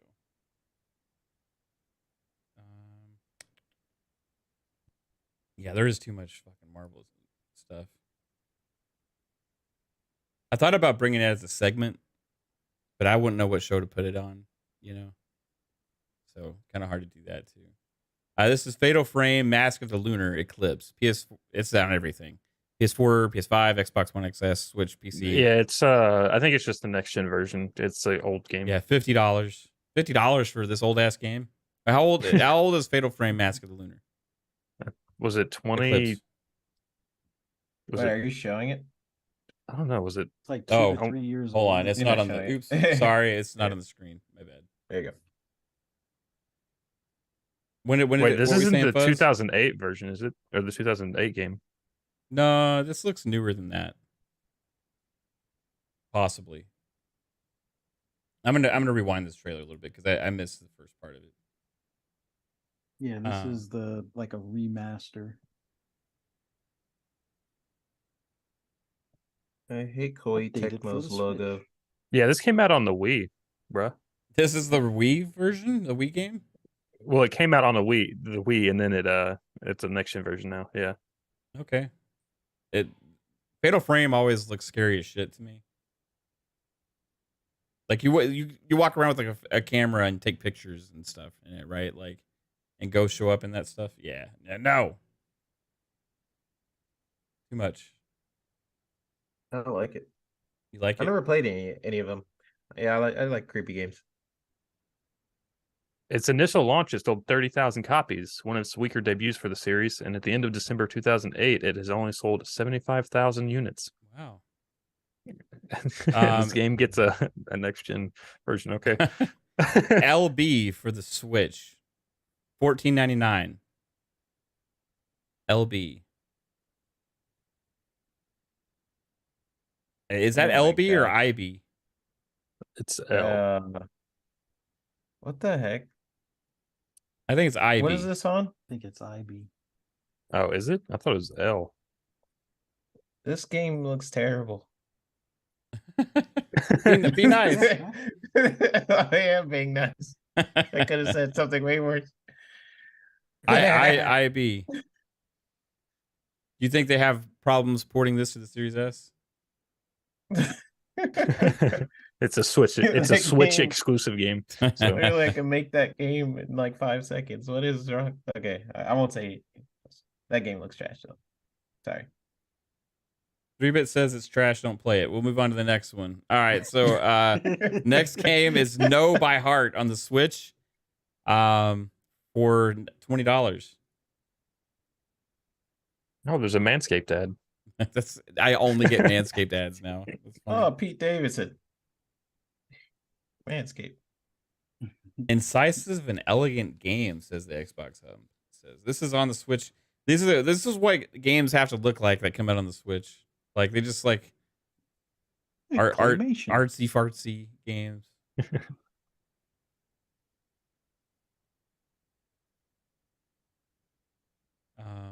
Next one's interesting. Yeah, this is. There's also that Steam game at the top. That Yeah. Does this game look trash 3-bit like the last one, or does this look better? No, this one's better. This one's better. This one's better. 3-bit the expert says. they only have a mouth. They have no eyes. Is that? Do you feel like I got a question for 3-bit? Do you feel like sometimes the devs choose art styles to make it easier on development? Yeah. So, like For for these sure. example, these characters with no faces, they're like, oh, well, it'll be interesting. They don't have faces or facial expressions, but Yeah, it saves a lot of maybe time it saves them a then. lot of time on the development, and it's like a good excuse. You know, I just a thought. I don't know. And it's like things you can focus more on, right? Like you can Right. focus more on maybe the animation. of Yeah, the- and then these games come about be like, oh, it's about the emotion portrayed through their expressions, but they don't have Through the faces. movement, right? Yeah. Monster Energy Supercross 6, $60 on everything but the Switch, because obvious. Yeah, I think a Switch would catch on fire. You try to load this up.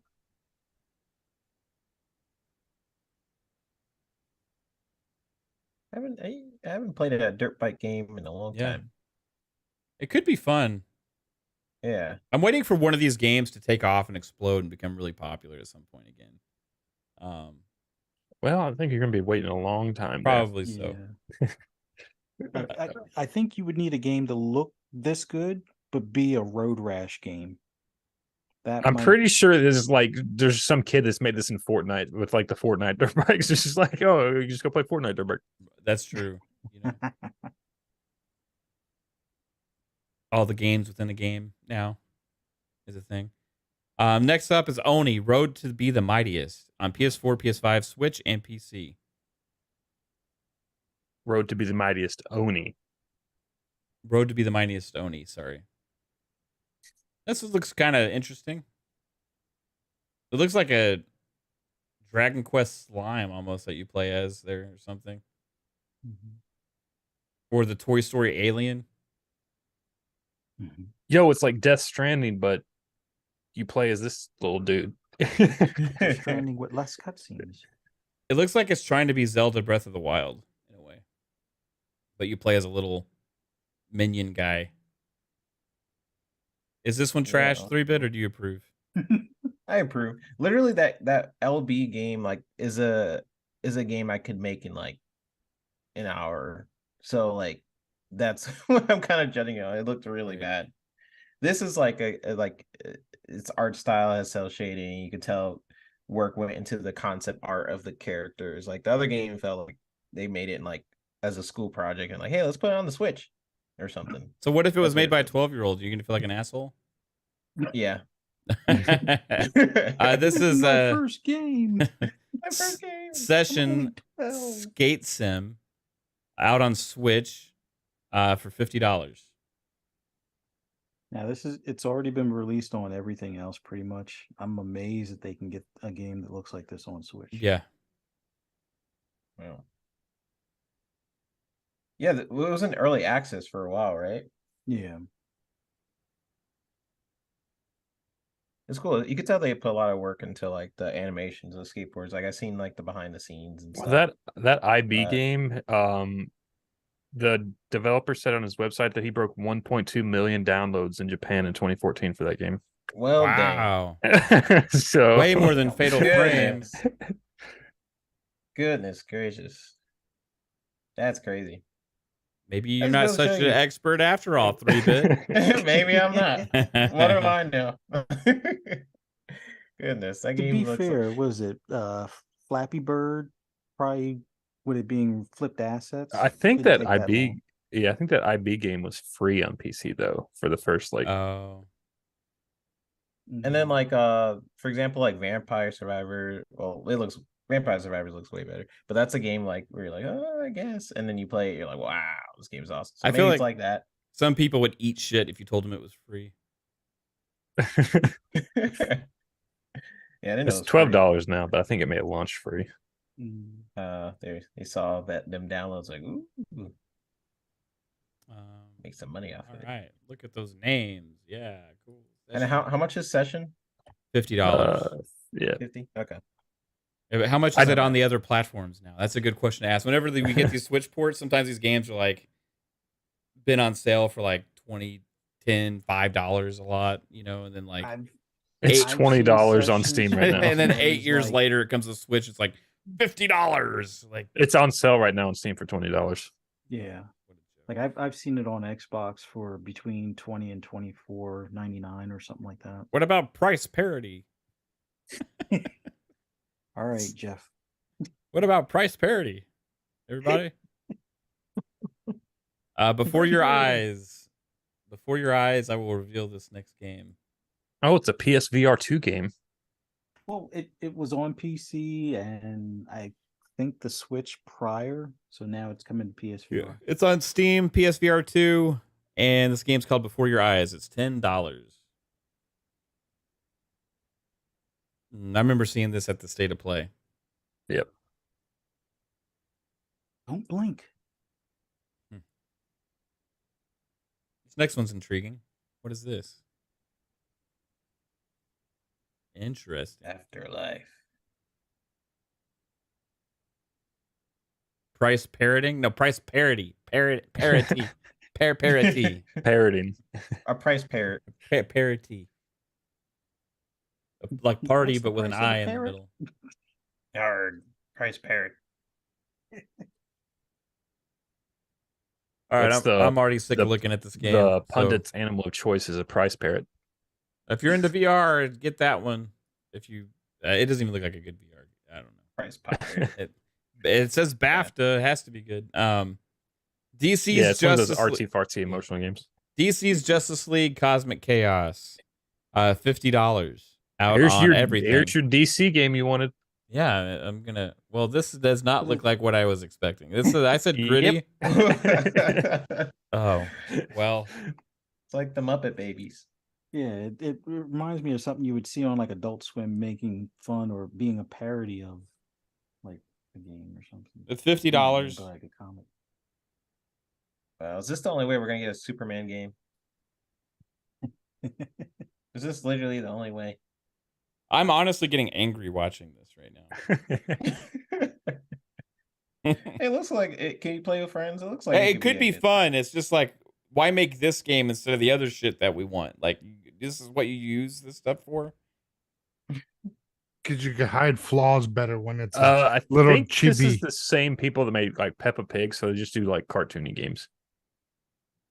Yeah. So and kids right now, those fuckers are gonna make a DC licensed game and not Xbox? Come on. Oh wait, no, they didn't make Peppa Pig. They made Ben 10, and then they made the DC Krypton what that fucking Crypto the dog. Oh, the game. dog one. Yeah. Krypton. Yeah, Krypton. Right on. Okay, that's it for those games. I got one more, Cosmic Chaos. and this is gonna come with. Wait, how much was that last game? Cosmic Chaos. $50. 50. $50. Looks about $54 too expensive. Yeah, I So was you thinking want it them to be should be like you want them to give you money to play it? Yeah. No, yeah, I bet $44 too expensive. My bad. All right, so this game I gotta resize my thing here. You pay me, I'll play it. Outlander. Now, if it's co-op, it could be a good time. Yeah. That'd be fun to play with peeps. You can't do split screen Apparently on the this Series I'm is just S. a- mad that we never got a Superman game. Like, come on. Yeah. Superman 64, bro. I played Superman 64 DLC with Hogwarts with the broom flying through the rings. I got flashbacks when I was flying through the rings at Hogwarts. I was like, oh man, why does this feel weird? What's Yeah, this the remind fucking me of? broom flying in that game was kind of ass. This game Superman is 64. Outlanders, coming out for PC. Now it's already out on mobile, so I'm not 100% sure if this is going to be free to play or if there's going to be a charge for this on Steam. I hate when they do their pre-orders and they don't show a price. It's like, wish list it, because we don't want to tell you what the price is.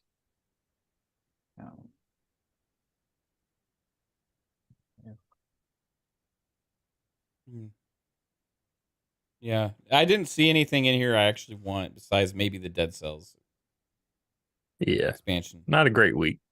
No. Yeah, I Dead Cells, apologize think, for was the this weeks highlight. of releases on behalf of gaming. So there is that IB game. Yeah. Or LB. Immensely Oh,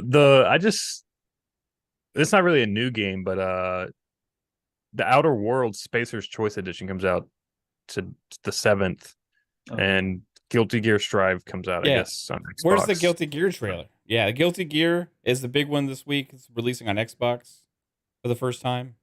So Guilty Gear Strive, which we didn't have that one, but and what was the other one, Jasper? The Outer Worlds Spacer's Choice Edition. It's like Okay. just a collection of that game. Right. The Guilty Gear Strive looks great. I'm going to install it also. But yeah, that's just what we got for the trailers for this week for Tidbits. And that's also going to do it for the show, everybody. You guys are amazing. Thanks always for tuning in to the show. And I hope you enjoyed it. And if you do like the content, like I said before, like the show, share it out, sub to the channel. We got more shows coming up this week. Thursdays, PM in the PM with Pong Soul and I at 7 p.m. Eastern Time. Friday night, 10 p.m. Eastern Time, Xbox Ultimate Podcast. And then lots more content coming your way, maybe some game streams and stuff. I'm going to be a little busy this week, so I don't know if I'll be able to have as much time to do as much content as I did last week. However, stay tuned and we'll see, right? But for sure, we'll be Thursday and Friday, and we'll be having a blast. Fuzzy, where can everybody find you, bro? Well, just want to thank you for having me on. Awesome time with you guys as always, and thanks to everybody in the chat. For those that want to hear my rambles or rants on anything gaming related, just follow me on Twitter at fuzzy_Belvedere, and hopefully see all of you that are in the chat on Friday on Xbox Ultimate, 10 p.m. Eastern Standard Time, right here on this same channel. Right on. Appreciate you, bro. Yeah, I got rid of that fuckers, guys. Don't worry about it. Vik The CLiCK with the $5 super chat says, another amazing episode, guys, and what pushed it to greatness was the talk of getting Fun Pop back. Cheers, guys, and Mav, I need a cut. Come on over, bro. I'll trim you up nice and neat. If you want to look like Walter White, I got the ingredients. Let's go. Thanks again for you being on the show, Fuzz, as always, and for the links and stuff. 3-Bit, where can everybody find you, bro? Everyone can find me on Twitter at i3bit. I'm on this show Mondays. I use surprise pop-ups on Fridays occasionally, and then I have my own show. It's like a Q&A on Wednesdays. I will not forget the day this time. I was like, on Tuesday, I was like, what? Oh no, I didn't do the show. It's on Wednesdays at 6:30. I usually just talk about what's going on in the gaming community, and then at the end, what I did last episode was just go through animations and how you can basically the process of animations for video games and movies. So I do that at the very end if you guys are interested in like game development or animation stuff. So I'll usually do that at the end of the podcast. So stay tuned for that. Love y'all, and I'll see you later. Thanks, broski. What about you, Psycho? What you got going? Always a pleasure to be on the panel with you guys. Chat, you guys are amazing, except for that one fucking idiot that I just noticed. What the heck? Yeah, you're a fucking moron, and please don't come back. Yeah, find me on social media everywhere. Psychonauts8. Find me. You can DM me if you want to talk some stuff. And yeah, Mondays, 10 o'clock, FSP. Friday, amazing time. Xbox Ultimate, 10 o'clock. Great way to spend your Friday night talking about gaming and chicks and drinking, whatever else. Is that what we talk about? Gaming, chicks, and drinking on Xbox Ultimate? Right on. Yeah, but the chicks are usually just your wife. So stop talking about my wife, motherfucker. he's the one that's talking. Yeah, I know. Thanks, Psycho, for being here as always, man. Appreciate you, bro. Jasper, what about you? Yo, check it out. Lord Jasper Twitter, Lord Master Jasper YouTube, AI Game News Twitter, AI Artificial Game News YouTube. Mondays, Fridays, 10 o'clock right here on this channel. We got FSP and Xbox Ultimate, all 10 o'clock. I think I said that already, but it's 10 o'clock right here on this channel. So come back. And that's about it. Yeah, Mav, what do you got going on? I know you got a special show this weekend. Do I? That's what I heard. Oh, yeah, Dave. Yeah, no, Dave and Game Pass, Retry over there, they got a new show, and we're gonna be hanging out with them. Pong and I will be hanging out with them. It's on Sunday. I forget exactly what time, but it'll be like a little bit of a PM in the PM over there on their new podcast. So come check that out. Appreciate everybody for being here. I hope you enjoyed this show, and I will see you all again. Take it easy. Bye. Bye, everybody. Boop, boop, boop.